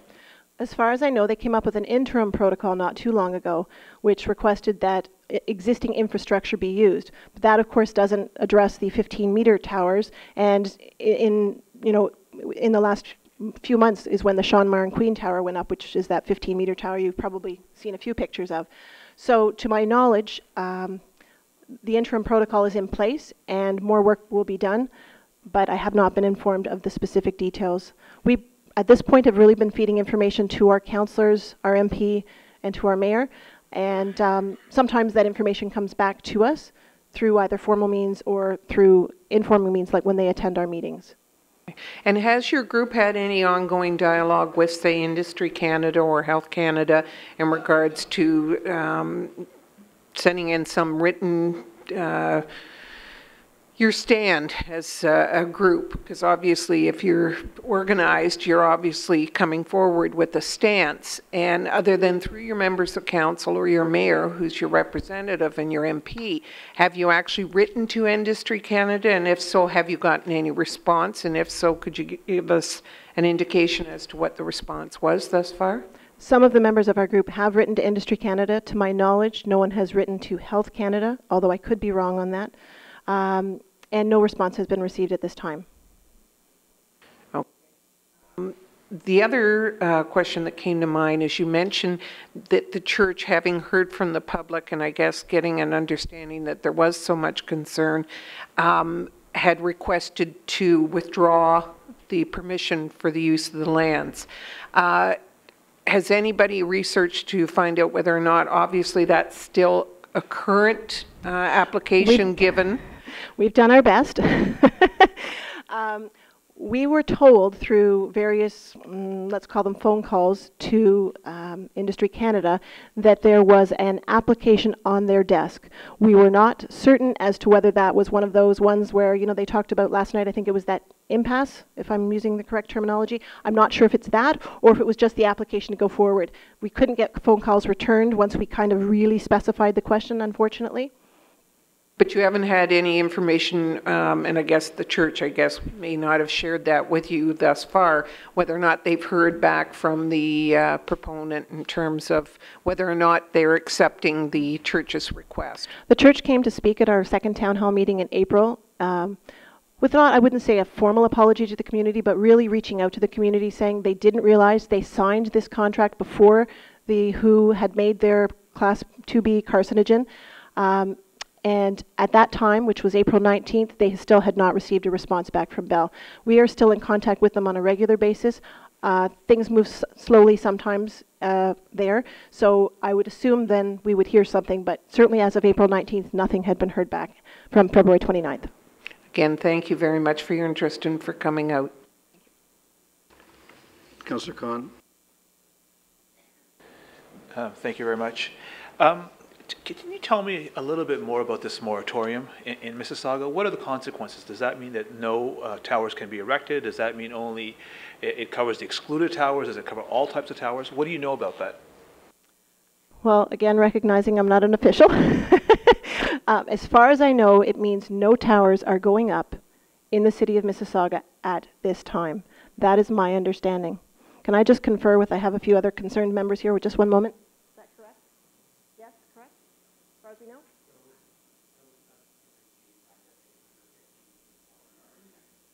The 15-meter towers apparently would be exempt from that. My concern with when you raised the moratorium, because I was surprised that they would be included in that moratorium. You also talked about Maslow's hierarchy, and I understand that at the bottom you'd have your basic necessities of life, and at the top you'd have, you know, self-esteem and self-actualization. But how, I wasn't sure, I didn't follow, how does that relate to this issue at hand? If you can go over that again? Certainly.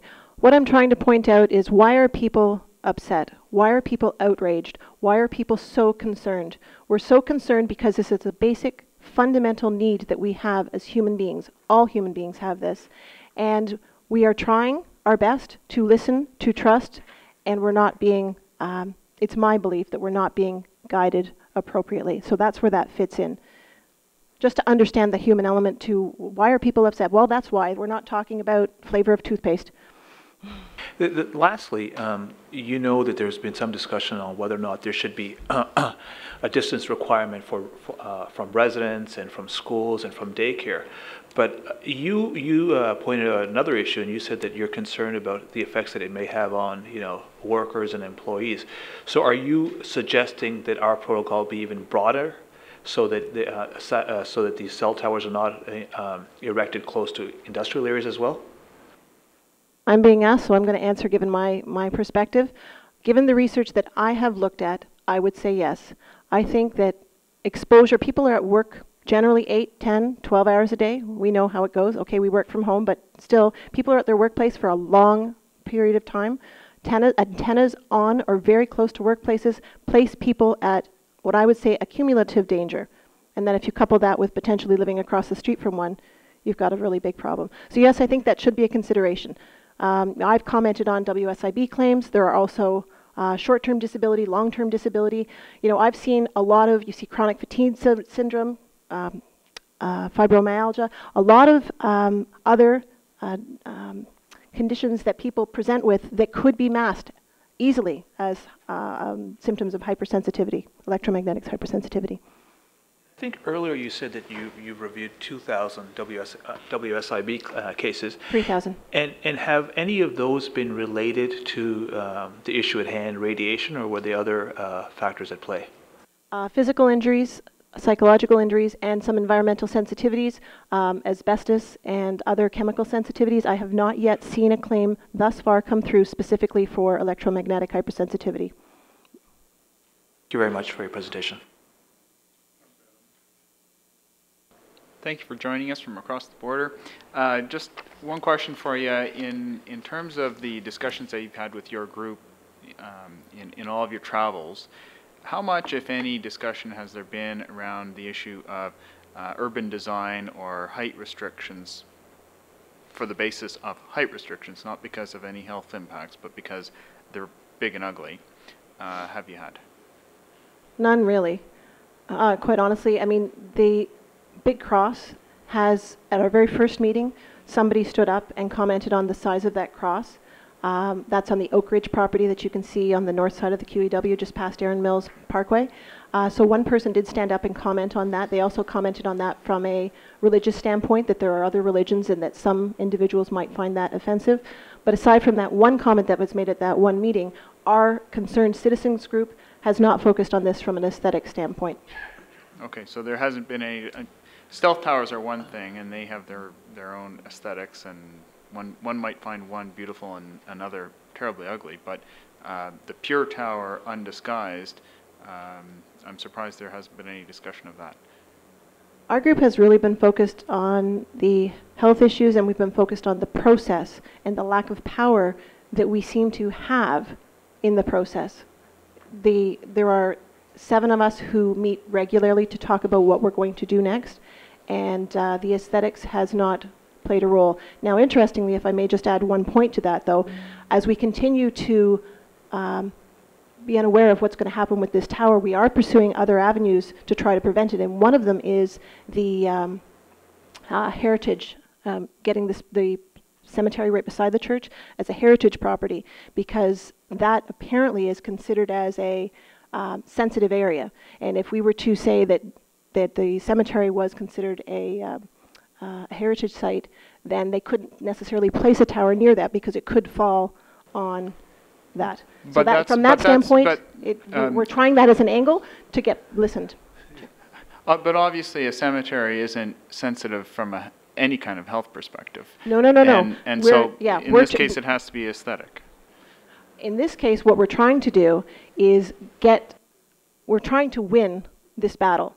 And we will win it any way that we can, but not so that our neighbors can get this tower, right? So we are going at it from a health standpoint, but if we're not, we've heard that they don't care about the health effects. So we said, okay, well, what grounds do we have? And we've heard that there's archaeological, environmental, heritage sites, and there's a 4th that I'm forgetting.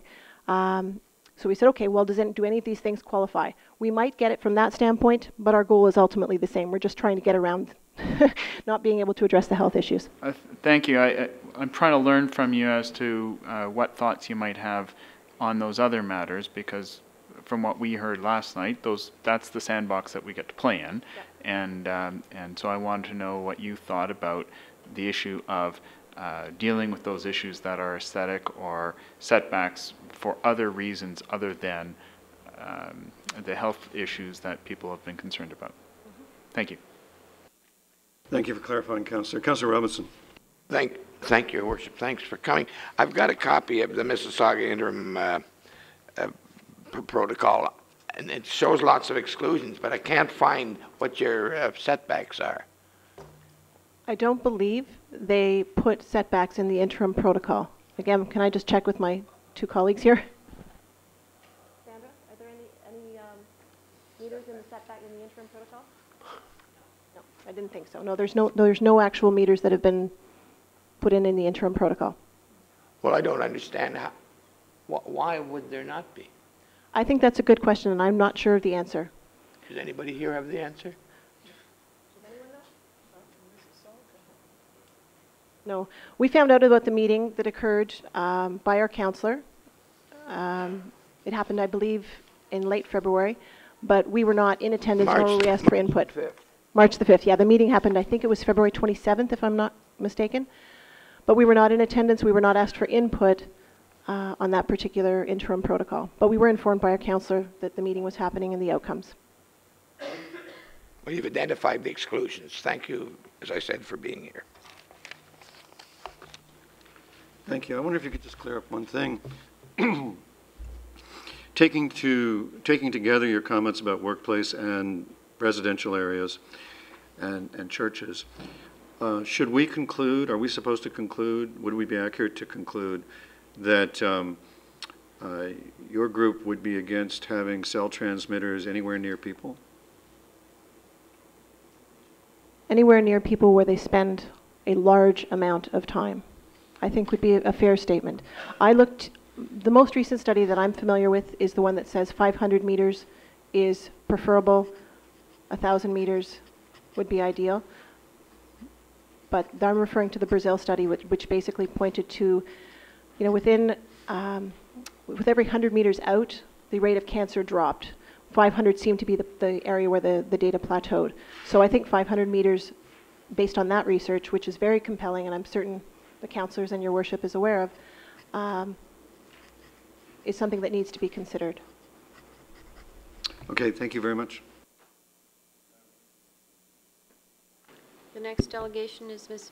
Wendy Perkins from My Bronte. Mr. Green. Just some information for council. Last week I was in contact with the city manager from Mississauga as well as the commissioner of planning and development from Mississauga yesterday. The moratorium was not a City of Mississauga moratorium. It was a request by the city to Industry Canada. They have now been advised by the minister that no such moratorium is being put in place. Thank you, Mr. Green. Welcome, Ms. Perkins. Council looks forward to your information. Thank you. Perhaps my presentation could go on.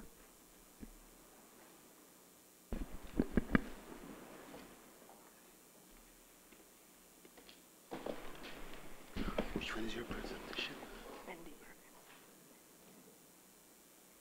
And I'll just down a space bar. Sure. Thank you.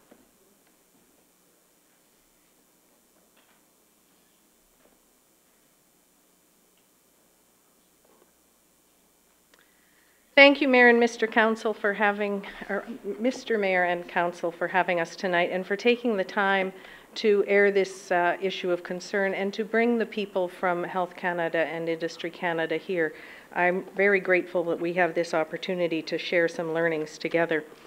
I speak tonight on behalf of the My Bronte group. I was asked to delegate on their behalf, but also at some point I will tell you my own personal views. There we go. The My Bronte group formed when an alert citizen, who was with us here tonight, who had been informed by the debate on the Hopedale site, found out what was going on with the Bronte Tower. And in support and now working with C4CA, we've gathered active citizens here and around the country. We're becoming informed. We're on a fast learning curve. I myself attended the Canadian Wireless Technology Association Antenna Sighting Forum last week in Ottawa. And we're gathering support, as I said, across the country. I urge you to consider this as a very serious situation demanding unequivocal action at every level. And I'm delighted that we have an opportunity in Oakville to address it from a local level. I recognize fully the restrictions we have in doing so. Some of the groups that we're gathering across the country have significant numbers of people who are also aiding in this work.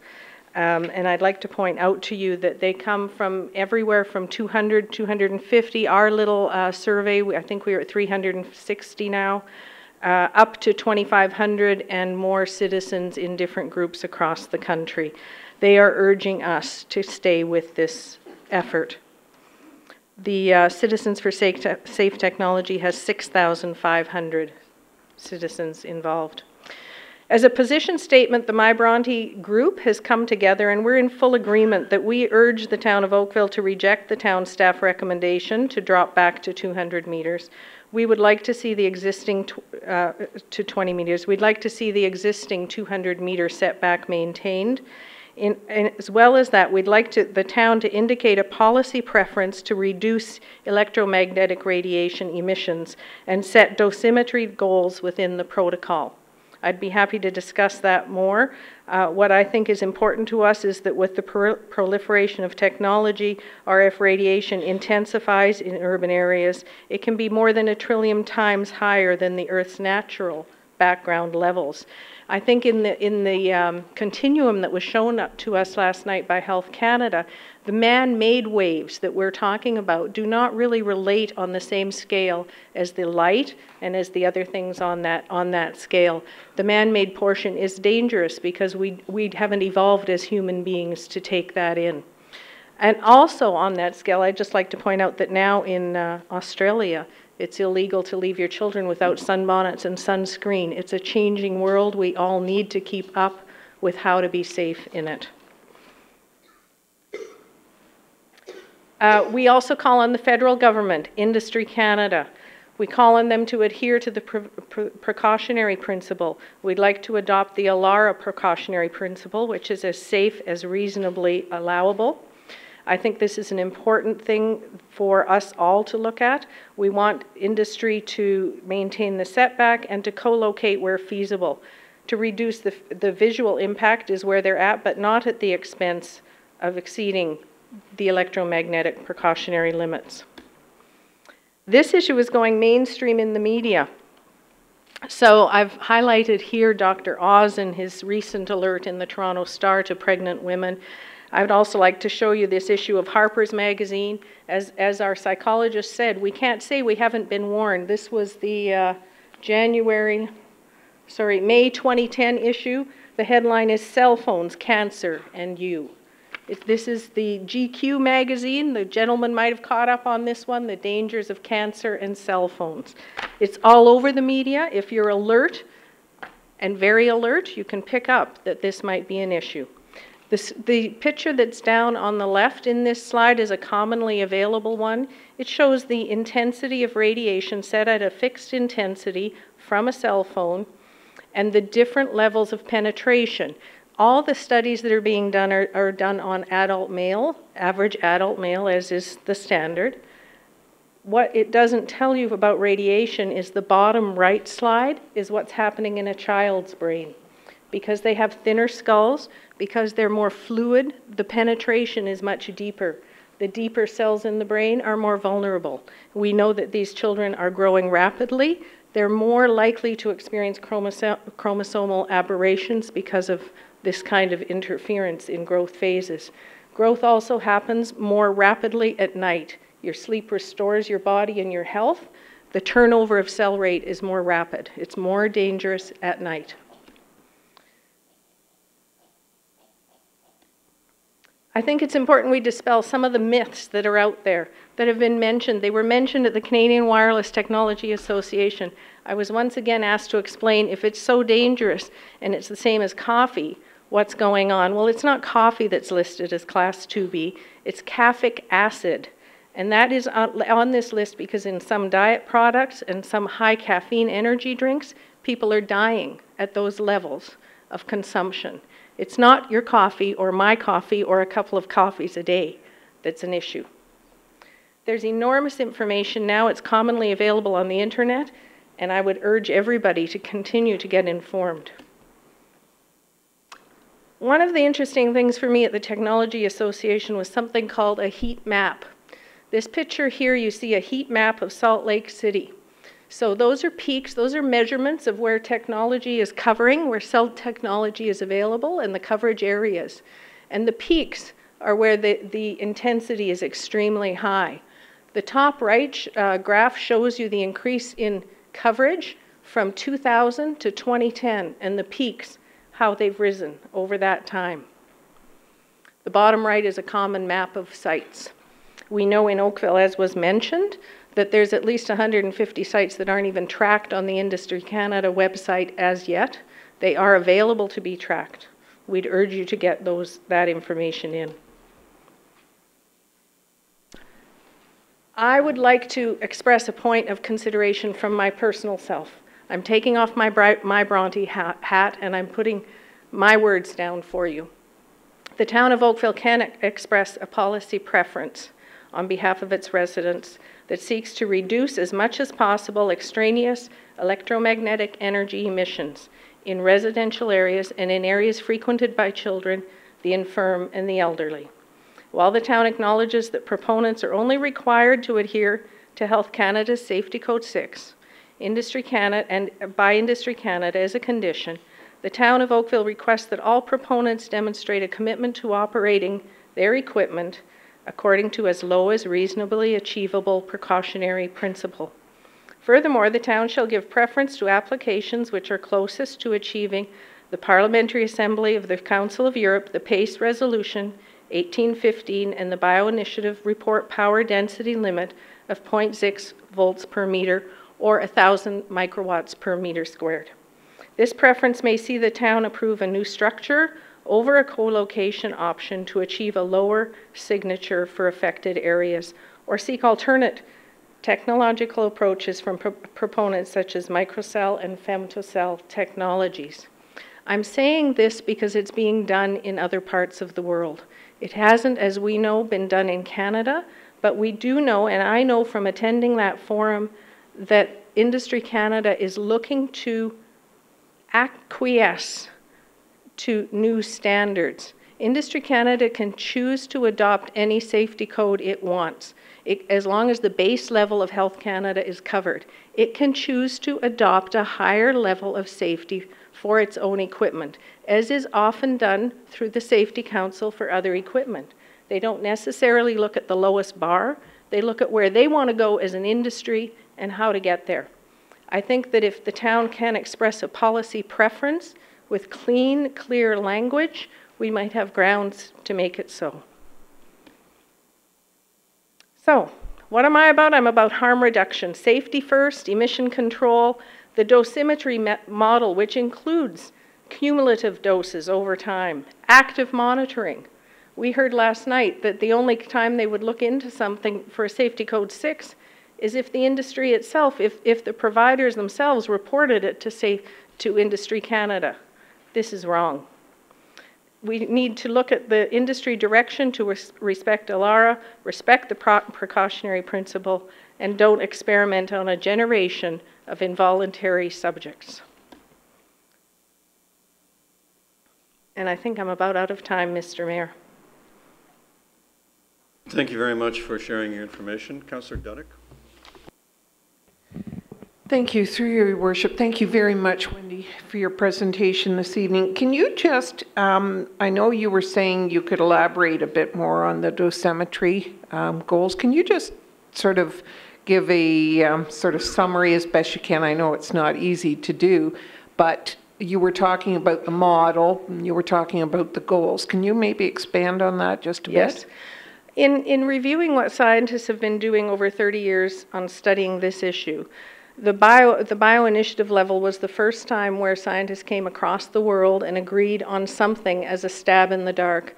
I fully agree with the people here who say there's no safe level, but I also think that we have to be real. This technology is here to stay with us. Just as there's no safe level perhaps of traveling on the highway, that doesn't mean you can't set a speed limit that keeps most people more safe most often. So the bioinitiative level is one that the world came together and set. Acting on that, the European Council has adopted it, and many countries in the world are now moving towards that same standard. I don't say that it's low enough, but I say that it would be an amazing achievement for Oakville to target. And I also know that within the industry now, it's very often not too much of a stretch to achieve that. Thank you very much. Ms. Perkins, your information seems to track to the question I was asking earlier about distance or signal. And the bioinitiatives people don't actually speak of distance setbacks, they speak of exposure limits. Correct. So are you preferring exposure limits to distance, to arbitrary distances? I think a combination of both, and whichever is most applicable. The reason I'm saying that is because for high towers, I think a distance limit is appropriate for all kinds of reasons. They tend to have higher level emissions. So it helps. But on top of that, there should always be a dosimetry level, and that could also be applied to the smaller towers, the monopoles.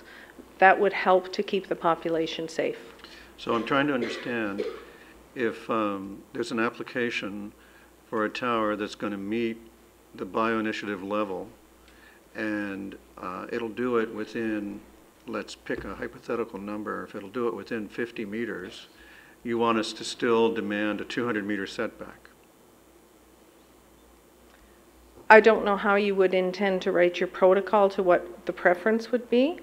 If you set a 200-meter setback and then the limit of the bioinitiative at the nearest dwelling or residence, that to me would be a very smart thing to do. I don't think the industry needs to have towers within 200 meters of residents or places where vulnerable populations are. I believe that there's significant coverage already in Oakville. If we were to do a heat map like the one we saw of Salt Lake City, which we could quite easily do, I think there's only a few gaps in Oakville that need to be filled. And I state this because I know people who are on the road and can get their cell phones almost anywhere. We've got the coverage in Oakville. So no matter how small the transmitter, the distance should be 200. As I said, right now you don't have a protocol that covers those towers under 15 meters. If they were to be regulated at all, I would prefer that the bioinitiative level come in and that a meter distance be set for them, yes.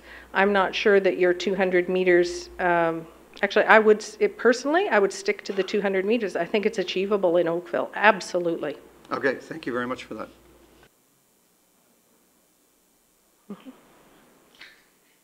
The next delegation is Mr. Tom Dutton.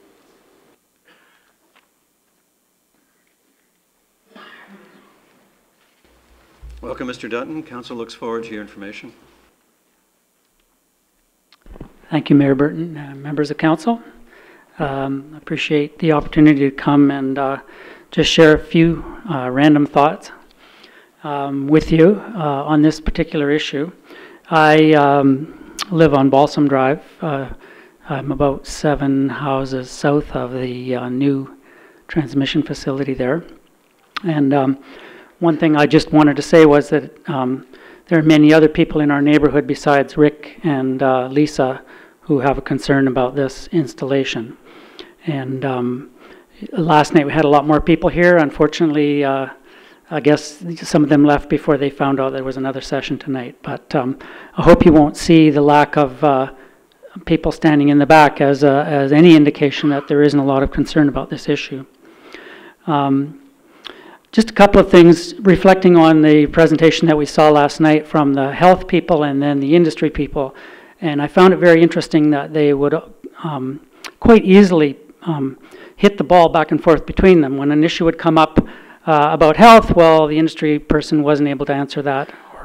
And when the health people were speaking, they couldn't speak to anything about the industry and how the regulations should be manifested. And I just found it interesting that we have a federal agency or agencies that are hired and they're working full time to make sure that people's radiation exposures are safe.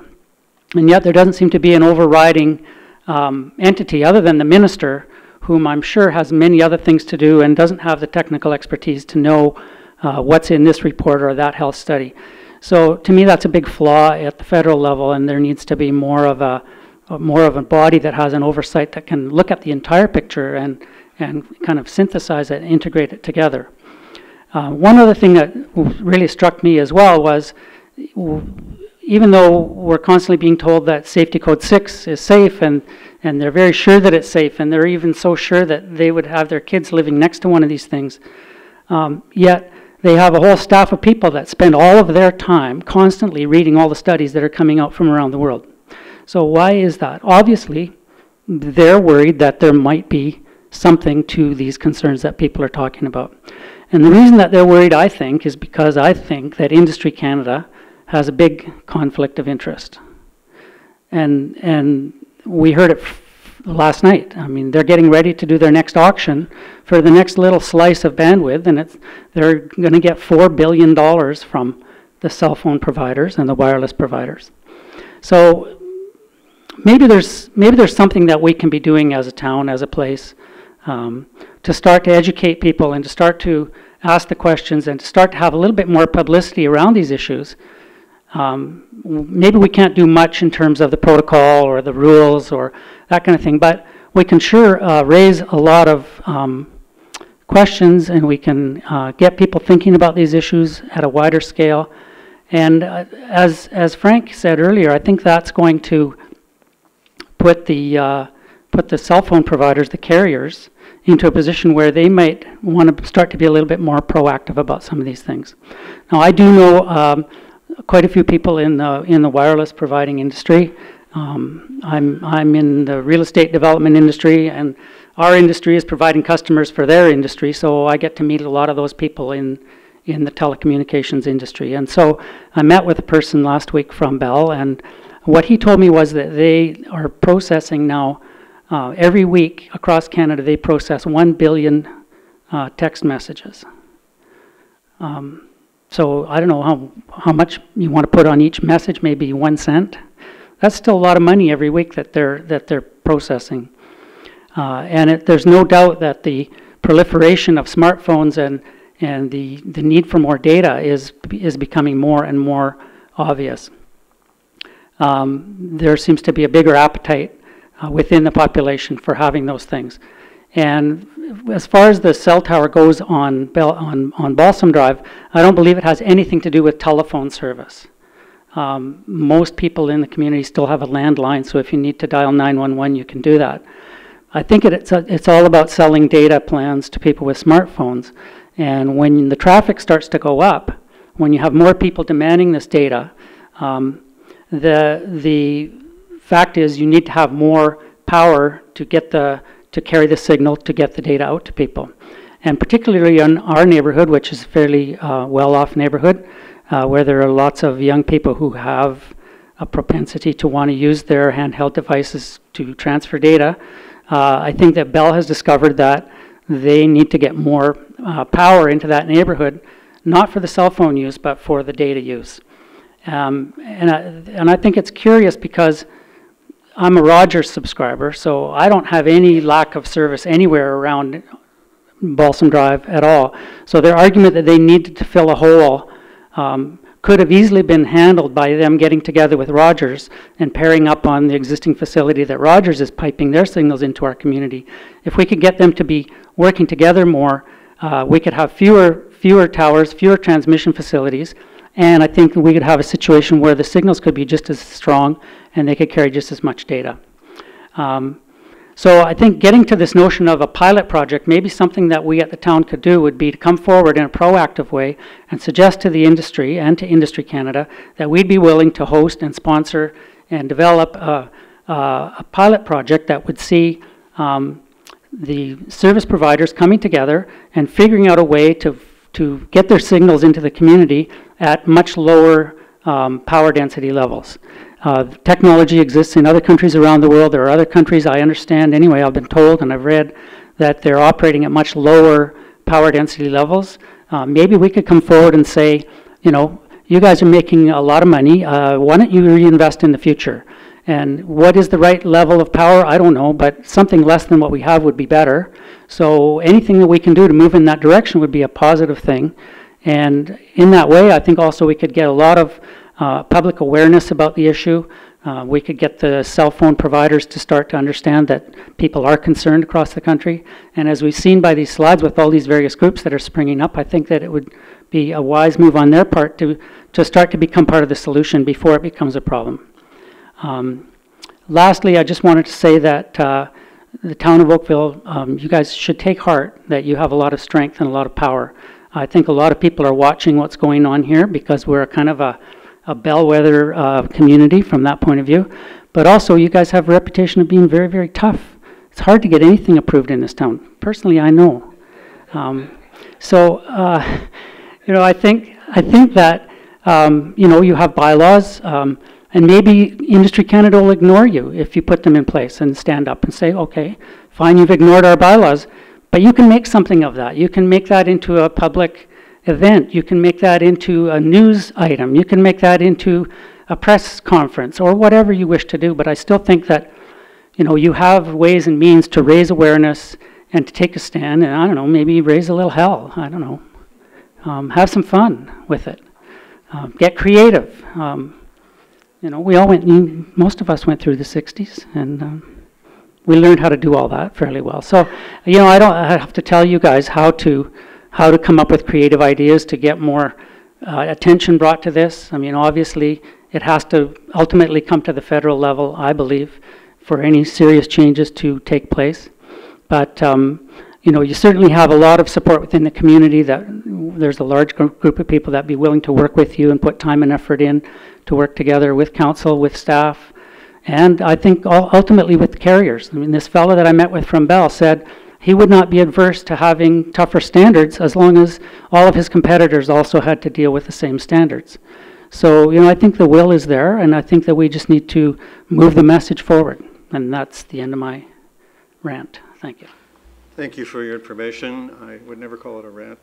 I do have a question for you. What's the name of the gentleman you spoke with? I'd really rather not say. But you want us to go out and find out who it was? I mean, you want us to go do stuff. Don't you have to help us? Well, I'd be happy to help you. So what's the man's name? Well, I'd be happy to share that with you offline. What's his position? He's very highly placed at Bell. Is he the president of Bell Mobility? Possibly. What did he say when you told him that they ought to do a pilot, like you described to us? I actually didn't float that idea with him at the time. That's an idea that has been sort of percolating within the residents group in the last few days, so I didn't talk to him personally about that. What did he say when you asked him to take the transmitters down from the central office on Balsam? He said that they would not be able to do that because people would be upset because they needed to get cell phone coverage in case they had an emergency and they couldn't get 911 and something might happen and they would be sued, so they had to provide better coverage there. Well, thank you very much for that information. I think that's helpful. Okay. Madam Clerk, the next delegation. Next delegation is Ms. Linda Oliver.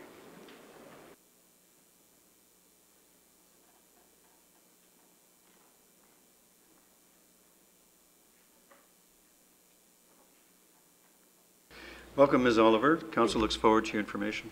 Thank you. Your Worship, Mayor Burton, and council members. My name, as you know now, is Linda Oliver. While I am on the board of the Bronte Village Residents Association, tonight I am sharing my personal perspective on this issue. The BVRA will be giving further consideration to this topic at its upcoming AGM, May the 29th. I am a long-time resident of Bronte, and my husband and I raised our 3 children here and have 2 of our 5 grandchildren living in the west part of Oakville. I am a registered nurse and continue to work in the hospital setting, and I am required to make good decisions based on best practices. Best practices that come from research and examination of all the facts and data. I've read the reports that have been circulated by the various groups represented here tonight. I'm here tonight to publicly endorse and agree in principle with my Bronte and C4CA common purpose, specifically to drive a common sense approach for the appropriate placement of cell towers and their emissions to protect citizens' health and safety. After studying the Corporation of the Town of Oakville proposed final radio communication facilities protocol, and in brackets I'm going to say PFRFP because it takes too much room on my paper to keep mentioning it in length. Anyway, this protocol came forward March 19th, 2012. I feel it is in the best interest of the health and welfare of residents of Oakville that Mayor Burton and the Town Council recommend at least 200-meter setback for these facilities. That is to say, at least until there is until there is scientific verification that there would be no health and safety impacts from either short or long-term exposures to radio frequency electromagnetic radiation. Suffice it to say, research projects on health effects of base stations have been scanty, and that is quoted in Appendix G, primer base stations. The position of the region's Chief Medical Officer of Health and the research the region's Health Protection Services Department have collected, identified, and I quote, no convincing or consistent evidence that the weak RF signals from base stations cause adverse health effects.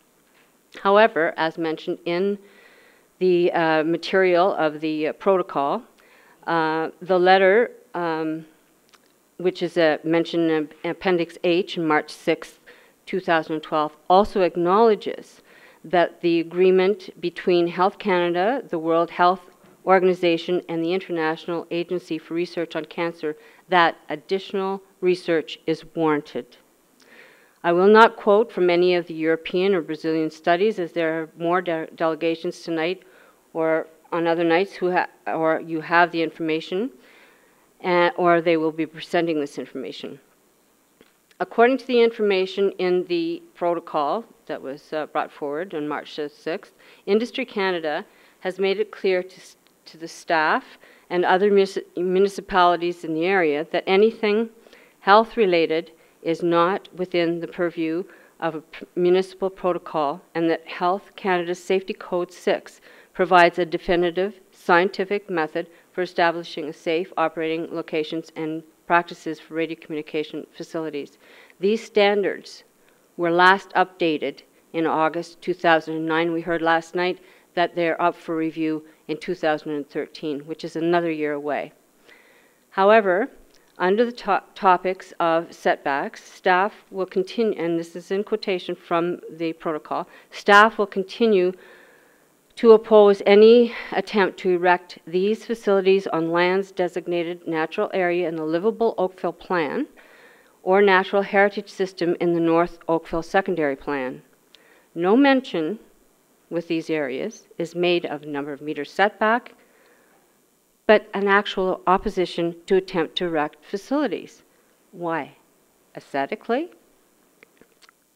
It's obviously not health and safety reasons. Yet staff recommend 20-meter, and I know that they are advised, and I know that they've done their homework on this. They've been advised by Industry Canada that that really shouldn't be using any setbacks, but they have recommended 20-meter setback from schools, daycares, and designated heritage features, and 120 meters from Lake Ontario's shoreline. But kids don't go to school 24 hours a day. We have no restrictions or no mention about setbacks from residences or children's bedroom windows. We now have 6 cell phone antennae added to a radio communication facility on town property in Bronte. This radio communication facility was originally erected for emergency purposes only, and all of a sudden we have 6 Bell antennae on it. When is livable Oakville, the town, going to be the safe, livable Oakville place for the residents and future generations? I would hope that council listen to all information, practice due diligence, and consider the recommendation from my Bronte and the C4CA that the current interim protocol be maintained. Thank you for listening. Thank you. Councillor Adams. In the lead-in to your all of your comments, you said you're a BVRA board member? Yeah. Okay. And and you also said BVRA is going to have a meeting to discuss. That's right, and that's why tonight I'm presenting on behalf of myself. These are your comments? Yeah. Okay. Have you had any discussions with any other BVRA board Absolutely. members? And would you be willing to relay any of their comments to us? They wanted to wait until the AGM to bring to a vote to the membership as to what our stance is. We are having Wendy Perkins come to speak to the general meeting. And what is it? And what is there something that's being put before the BVRA board, or well, it's general membership? What is the BVRA has been asked to support the My Bronte and the C4CA. We don't feel as a board we can do that until we talk to the general membership, which unfortunately with timing is after this, okay. these sessions here. There are, I'm fairly certain in your area, as there are elsewhere in town, communication towers and placed on top of residential buildings here, there, and everywhere. Any comments on those? Well, a lot of people, again, until this hot issue came up, weren't even aware of them. Even down in the larger, well-established condominiums below the lakeshore, they were absolutely flabbergasted that these antennae were on the side of their buildings. Do you want those facing removed? into their apartments. Do you want those removed? I think this is something that these people have to come forward and talk about. Whether I want anything removed or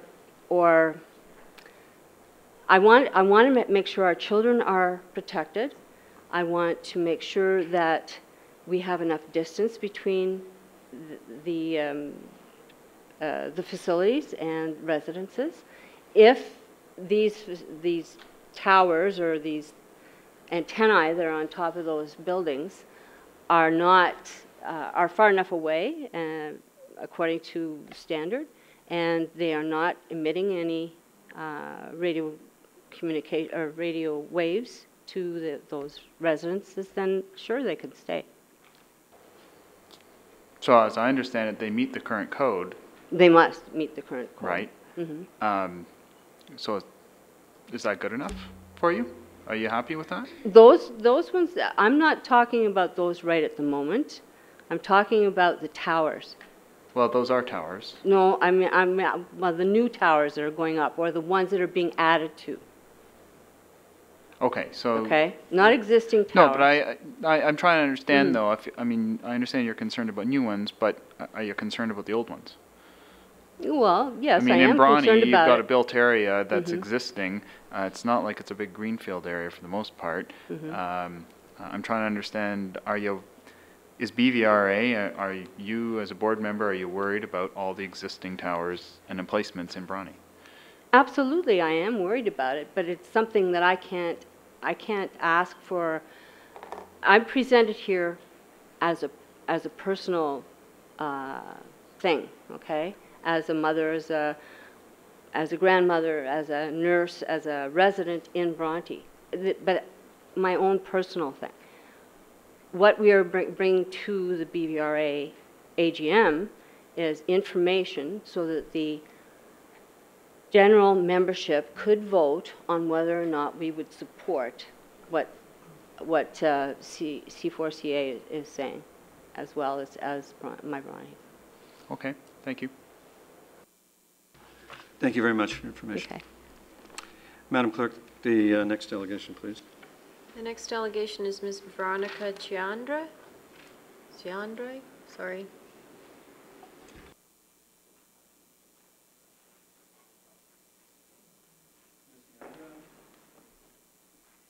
Welcome. Council looks forward to your information. Thank you, Mayor and Council. First, let me say thank you to Oakville for taking up, taking up the lead on this, because I'm not from Oakville, but I will go anywhere to speak about this that I'm asked. I live in Toronto, and so far we don't have anything moving forward the way this seems to be. So I really hope you guys make some home runs with this. I'm here today as an electrosensitive person.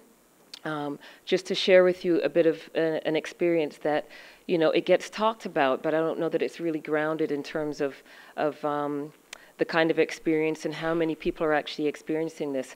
I was diagnosed electrohypersensitive a year and a half ago, well, I guess February 2011 at the Environmental Health Clinic of Ontario, of Toronto.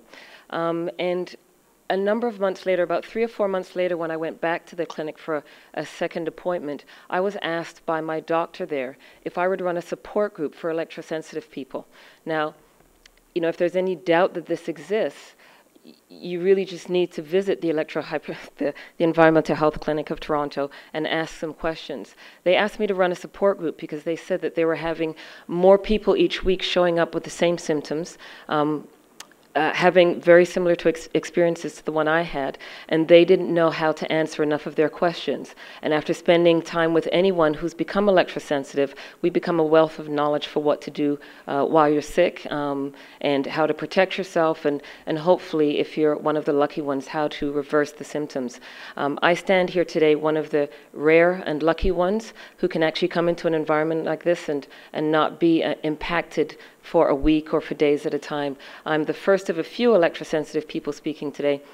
But when I speak, I know I speak for more than myself. Over the last year, I've received, a call a week, if not a call every second week, from someone, if not recommended by the environmental health clinic, then recommended by someone who knows me as one of the few people who have been able to reverse the symptoms enough to actually go out in the world as though I'm not sensitive.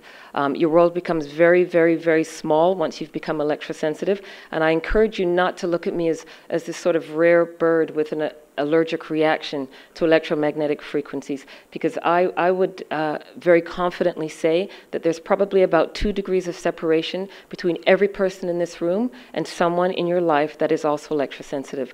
The only difference between them and me is that I saw exactly when the cell tower went in, and being a very healthy person, I'd managed to get to the age of 50 without often looking my age until I became electrosensitive. I took very good care of myself. I ate mostly vegetarian. I rarely, if ever, saw doctors, not because I have anything against doctors, but because I never needed to.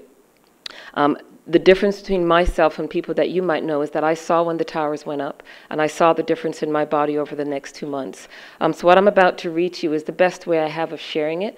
I wrote it about 3 months after I found out what was making me sick. I was one of the lucky ones who was also told pretty clearly that this was what might be making me sick. So I didn't spend years or months running around to every doctor I could find to try and figure out what was wrong with me. Most electrosensitive people never figure it out.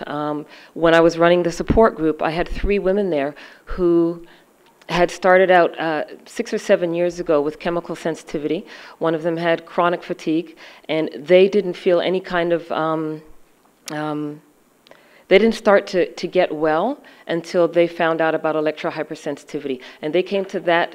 There are support groups for those, for chronic fatigue and for fibromyalgia that are very well established. And they chose to come to a support group for electrohypersensitivity because they were clear by then what exactly was making them sick and what they needed to remove or avoid in order to feel better. So I'm going to read you what my experience was over a very short time period. Now, this was written 3 months after it happened, but when I say 3 years, it's because it's almost 3 years since it happened.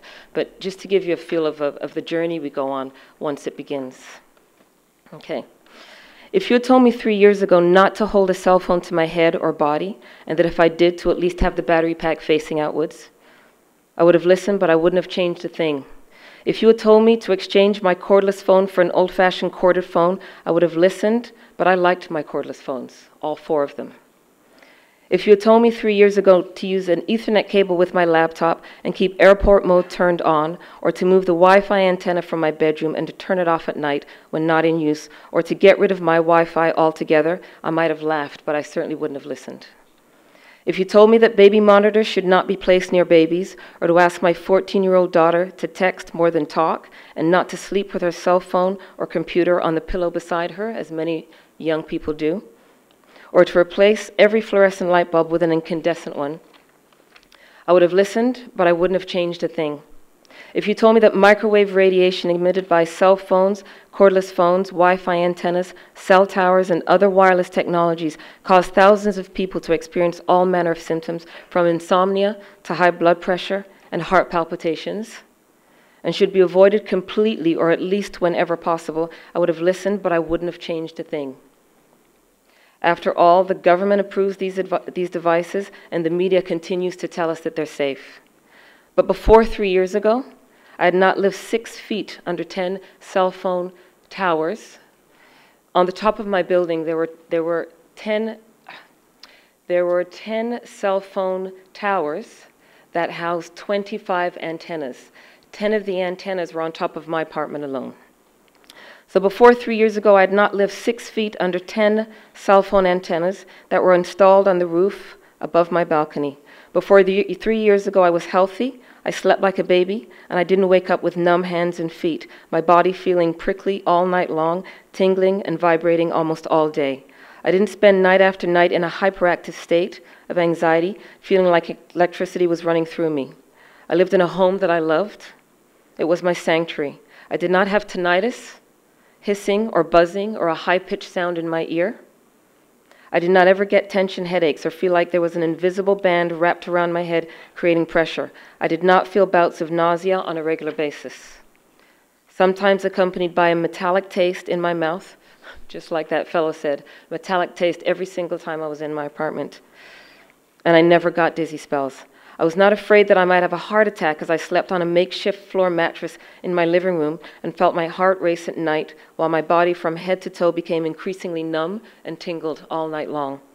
I was not without focus or direction or the ability to concentrate. My daughter did not have unexplained rashes that hurt in her skin, as she described it. She did not have headaches or feel nausea and dizzy in our home or experience the blood in her hands going cold. She never had sleepless nights where she cried for the rest of the night because she couldn't get back to sleep and had to get up for school at 7 o'clock in the morning. Before 3 years ago, I had no reason to abandon my home. I hadn't talked with someone who could have sold me thousands of dollars worth of products by convincing me that they would alleviate the situation, but instead told me, if you care about your health and your daughter's, get out of there. You have to move. I had never couch surfed with my 14-year-old in tow. I had not stayed in 6 homes over 9 days just trying to get a good night's sleep. Because even after friends and family unplugged their Wi-Fi and cordless phones and everything but the fridge, my body reacted to the neighbors' wireless devices which came through the walls to wherever I tried to sleep.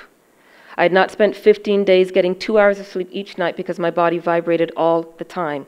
I had not cried for hours feeling like I was losing my mind from sleep deprivation and from the anxiety of being in fight or flight 24 hours a day. I had not researched everything I could to educate myself about the dangers of exposure to microwave radiation or electromagnetic frequencies. I was not fully aware of cell towers and the invisible wireless web that continues to weave above all of our heads. I could not tell the difference between a Bell tower, a Rogers tower, a Globe Alive, Wind, or Telus tower. I hadn't heard of Industry Canada or Spectrum Canada, Safety Code 6, or the Bioinitiative report. I had not spoken to Health Canada, Industry Canada, the Canadian Environmental Legal Association, Environmental Health Clinic, Environmental Health Association, the Environmental Protection Office, the Toronto Environmental Alliance, the Canadian Association of Physicians for the Environment, or my City Councillor's office, trying to find out whether it's safe to live 6 feet under 10 cell tower antennas. So far, none of them have told me that it's not safe, but thankfully, I have a body that tells me the truth and the good judgment to listen. Before 3 years ago, I did not have a clear and unpleasant reaction to cell phones used by people in close proximity. I did not have to get off buses because of too many passengers texting or talking and the RF signals bouncing around.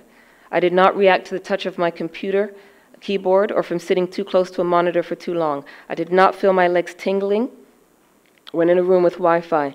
I did not have sharp pains go through my hands or up my arm if I made a call on a cordless phone or a cell phone. I'm going to jump to the back because I've only got 13 seconds left. Actually, have you published that before? Has that been published, the article? That No, but I do have someone who's writing a book in California who intends to put it. So is but what you're reading, could you provide a copy to council? I believe I've sent a copy to Jill. Well, that's where it sounded familiar. I guess that's how I've read it. Yeah. I was trying to place it. Okay, so you can take it. Council does read everything that gets sent to them. Excellent. So let me see if there's any questions for you from the councillors. Okay. And Councillor Robinson has a question for you. And before he asks you, thank you for coming from Toronto. Thank you. Thank you, Your Worship. Thank you for coming, Veronica. Good to see you again. And you were here last night. Yes, I was. And you probably recall me asking the speaker from Health Canada to explain what type of health challenges might be forthcoming from varying degrees of of this problem, and his answers to me were very vague and mostly to the effect that there wasn't really any problem. What would be your comments about his attitude towards that? I'd say that, you know, when they were prompted to provide, when they were sort of asked what would happen if they were exposed, they named a few things, all of which I've experienced and most of the electrosensitive people I know have experienced. So they did name some things.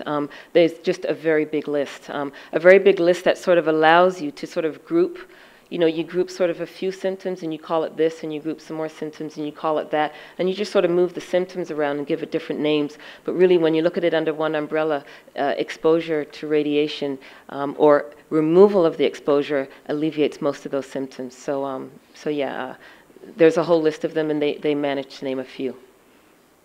Thank you for being here again. You're welcome. Councillor DeMoff? 2 questions. The first one is there anything that you had written down that you felt was important that we know that you didn't have a chance to tell us? I think it was mostly more from my experience. You know, I think one of the things that was really important was how long it took, just in terms of the electrohypersensitive experience, how long it took to find a doctor that first knew or even had heard of cell towers and knew what they were. That was incredibly difficult. I never did find one who knew, and the ones that did know were really expensive. They were naturopaths. And so there's a whole lot of people out there who are suffering these effects and have really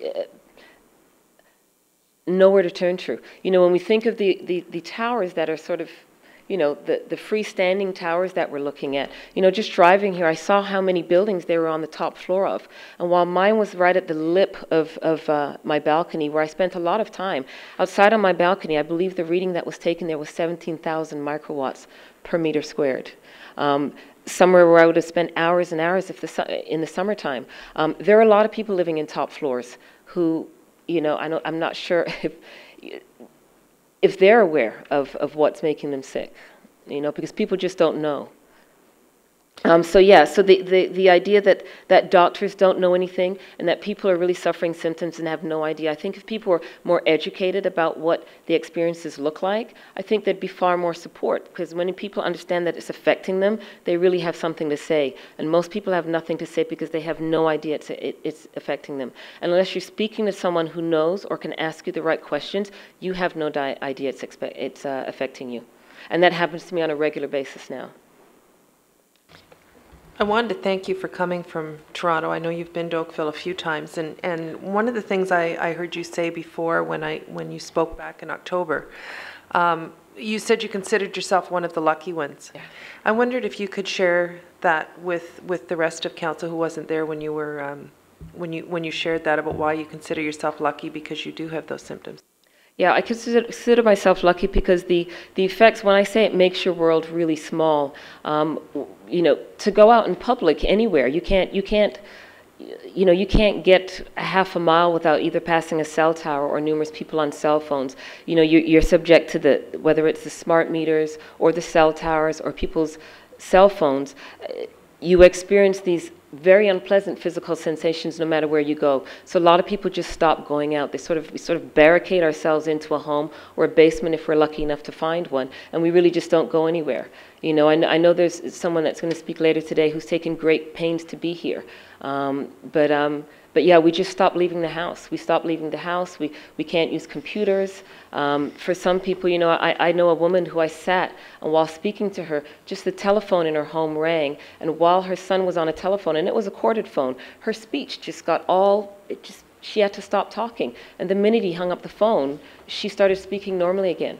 You know, I went there to help her measure a home. Now, I'm not a professional, but I now own meters just for my own safety.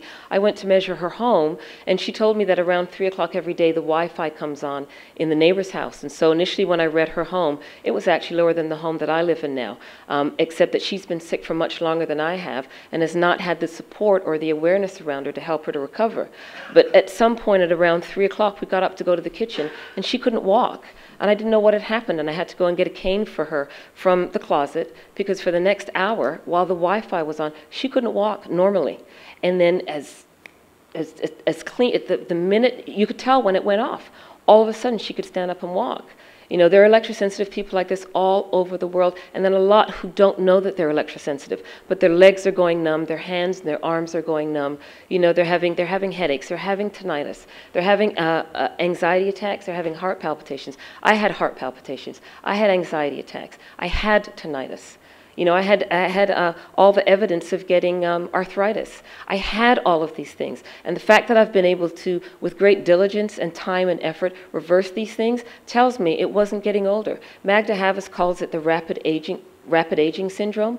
And while this was happening to me, I tell you, I felt 30 or 40 years older. If you saw me, I walked different, I spoke differently, everything about me was different. And so while we could think it's just, you know, A, B, or C that might have been making me sick, I was really clear.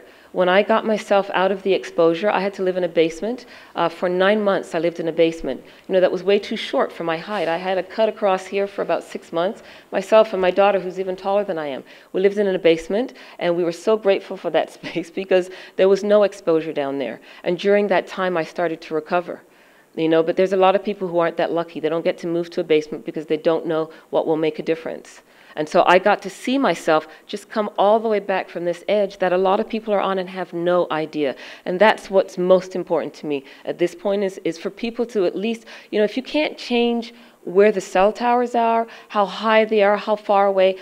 For myself, you know, it is a combination of both, how close they are and how far away they are. But if we can't change all of those things, then people at least need to know the truth. They at least need to know what's making them sick.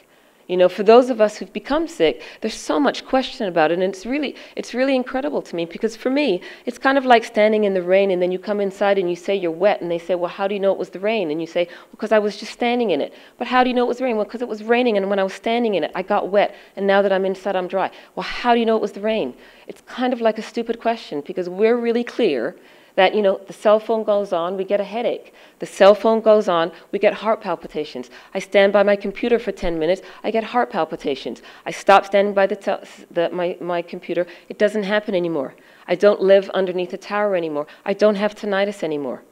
I don't walk like I have arthritis anymore. When I get out of my bed, I feel good. Now, granted, it's very rare for you to go anywhere in Toronto, and I suspect a lot of Oakville, where the background levels aren't really too high for health. And so even where I live now, which was very difficult to find, after moving in there, I had 1 meter. After moving in there, I thought it was safe and got into this home and discovered that the levels were too high for me to go to sleep. But that's because I'm electrosensitive. Now, everyone else in the neighborhood has higher levels because in my home, there's absolutely no technology for giving out radiation. It's a completely undetached home. On the left, my neighbor is a yard away from me, and on the right, it's 2 lovely elderly ladies who don't have a lot of technology in there. So I have nothing in my own home that's generating radiation, but the background level in the neighborhood is enough to affect me. The levels around my house are around 450 microwatts, and I'm 200 meters on either side from small towers. 200 meters. So even though I'm electrosensitive and some of my neighbors are not because they don't know if they are, the fact that I can feel them says that they're having an effect. You know, when they call us the canary in the coal mines, some of us are lucky enough to come back out and actually tell you, yes, there's an effect. We don't all die in the coal mines. We come back out and we say, yeah, you know what? I can feel it. Use me as a meter. And if I can feel it 4 blocks away from that tower, then I guarantee you all the people around it are feeling it. They just don't know. You know, when I see an ambulance pull up anywhere in my neighborhood, everything in me says they have no idea. Sorry, ranting, sorry. All right, thank you very much for your information. You're very welcome. Madam Thank Clerk, you so next delegation, please. Thank you. Next delegation is Aline Demopoulos. Welcome, Mr. Demopoulos. Council looks forward to your information. I'd like to thank you for the chance to speak here today. I'm 12 years old and a student at Deercroft Montessori School on Lakeshore Road. I'm here to speak to you tonight on behalf of the informed youth of today. I've been studying environmental issues for 3 years now, and I've had opportunities to learn about and to speak to some of the greatest environmental challenges we are facing on the earth today. I have debated water issues at the Model UN in New York City, studied and visited all of the Great Lakes, and have studied the health of our oceans and how our lack of respect for the environment affects the ecology of this vital ecosystem. At my school, we have also learned about other forms of pollution and electrosmog, and have had the opportunity to meter our emissions from electronic devices including iPads, MacBooks, and Wi-Fi routers. We have also learned about the negative health impacts from electromagnetic radiation and about how to shield your house from this type of radiation. After reading about the proposed protocol in Oakville, I have been to the Bell Canada building on Balsam Road near my school to view the 9 new 4G LTE cell antennas that were installed on the roof this spring. My school is 1,100 meters from this site. New Central Public School is only about 400 meters away, and Oakville Trafalgar Hospital is only about 500 meters away. I have been told by residents that the radiation readings directly near these houses, directly near the antenna, have a value that is consistent with being on a cell phone 24 hours a day, 365 days a year. The closest houses that are less than 18 meters from the Bell building have radiation readings that would not be acceptable in Europe and other parts of the world. These are family homes where children should be safe. In 2011, the World Health Organization recognized cell phone radiation as a Class 2B carcinogen and issued warnings about the associated health risks. As a result, Health Canada issued an advisory that consumers limit the length of cell phone calls, use hands-free devices, replace cell phone calls with text messages, and that children under the age of 18 should limit their cell phone use. This is very different from the Health Canada statement issued up until then that said that cell phones were safe to use. But what about cell phone antennas? Cell phones and cell phone antennas emit the same microwave radio frequency radiation. However, it is impossible for consumers to limit their exposure to cell phone antenna emissions. The World Health Organization warned that the International Agency for Research on Cancer had found that electromagnetic radiation fields produced by cell phones possibly cause cancer. Negative health effects like brain tumors from long-term use of cell phones by children and cell phone mass near children could not be ruled out. The World Health Organization noted that that a mass of conflicting research results indicating caution was necessary. The World Health Organization didn't conclude cell phones cause cancer. They concluded that they can't rule out the possibility that long-term, 10-year, heavy use, more than 30 minutes a day usage, increases the risk of cancer. In Canada, our standards for exposure of electromagnetic radiation were set in 1999 and are inadequate with the growing levels of electromagnetic radiation we encounter today. Dr. David Carpenter is a renowned researcher on the biological effects of electromagnetic fields for over 20 years at at Columbia University, and one of the organizers of the 2007 Bioinitiative report on the subject. Carpenter received his doctorate from Harvard Medical School, has 220 publications, 37 reviews, and book chapters, and 12 other publications to his credit. He says, Health Canada Safety Code No. 6 guidelines are based on the height, weight, and stature of a 6-foot-tall man, not children or adults of a smaller stature, and so do not take into account the unique susceptibility of growing children or fetuses, upon whom the neurological impairments predictable by known and existing science may have great impact upon development, cognition, learning, and behavior. The standards are as old as I am, and the advancements in technology in my lifetime have been astronomical. I understand and appreciate new technology, and among my friends I am considered a tech geek. Nonetheless, I urge Town Council to use caution in the proliferation and location of these facilities within residential and educational areas. The possible biological side effects would particularly affect those of us still growing, and my generation will inherit the long-term health outcomes of living or going to school in Oakville with too many cell phone towers embedded within our residential neighborhoods without enough proof that we are not at risk of serious health consequences. I ask that the current interim protocol 200-meter setback distance be maintained. Thank you for the opportunity to speak to you all this evening. Thank you very much for your information. Questions? I gather, I'll ask you one. I gather from your remark, why do your friends consider you to be techie?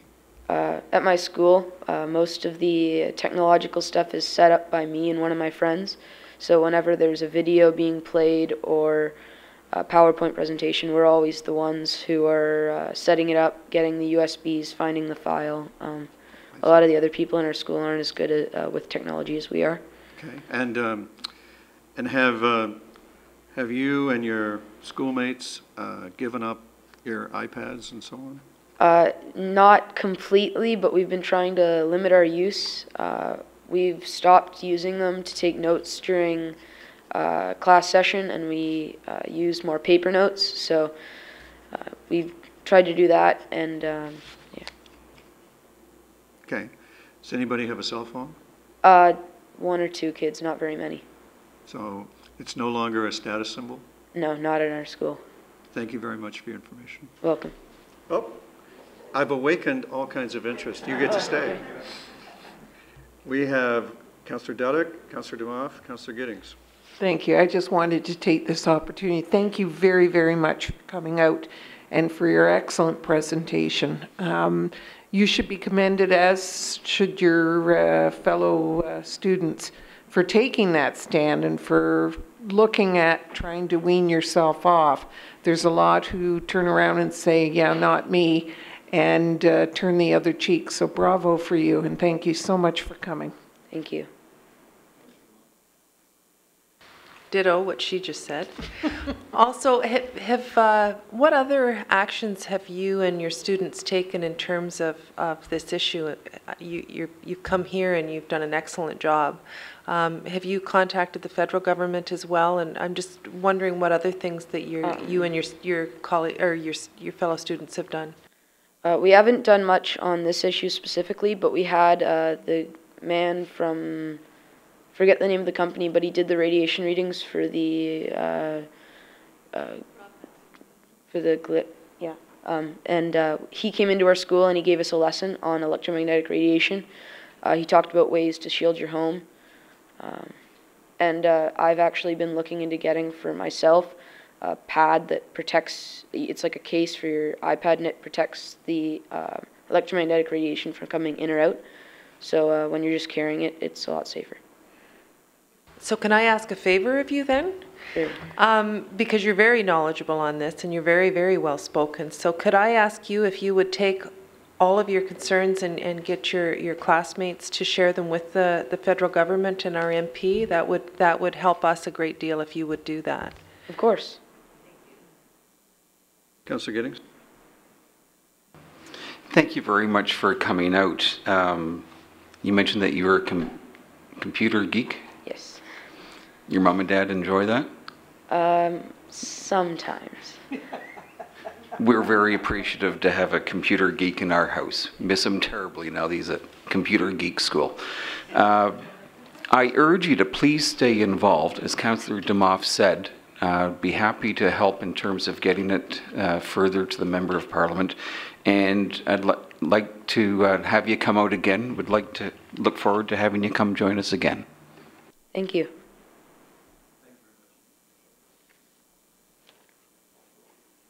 Oh, it's okay. Microphone.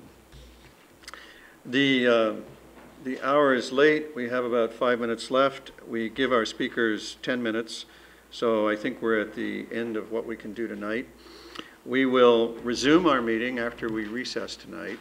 We will resume on Thursday from 7 to 10, and our next delegation our next delegations are Lucy Sanford, Wendy Coburn, Jody Hissa, Melissa Chalmers, and based on the number that we did tonight, I would say we would probably get through almost all the rest of the list.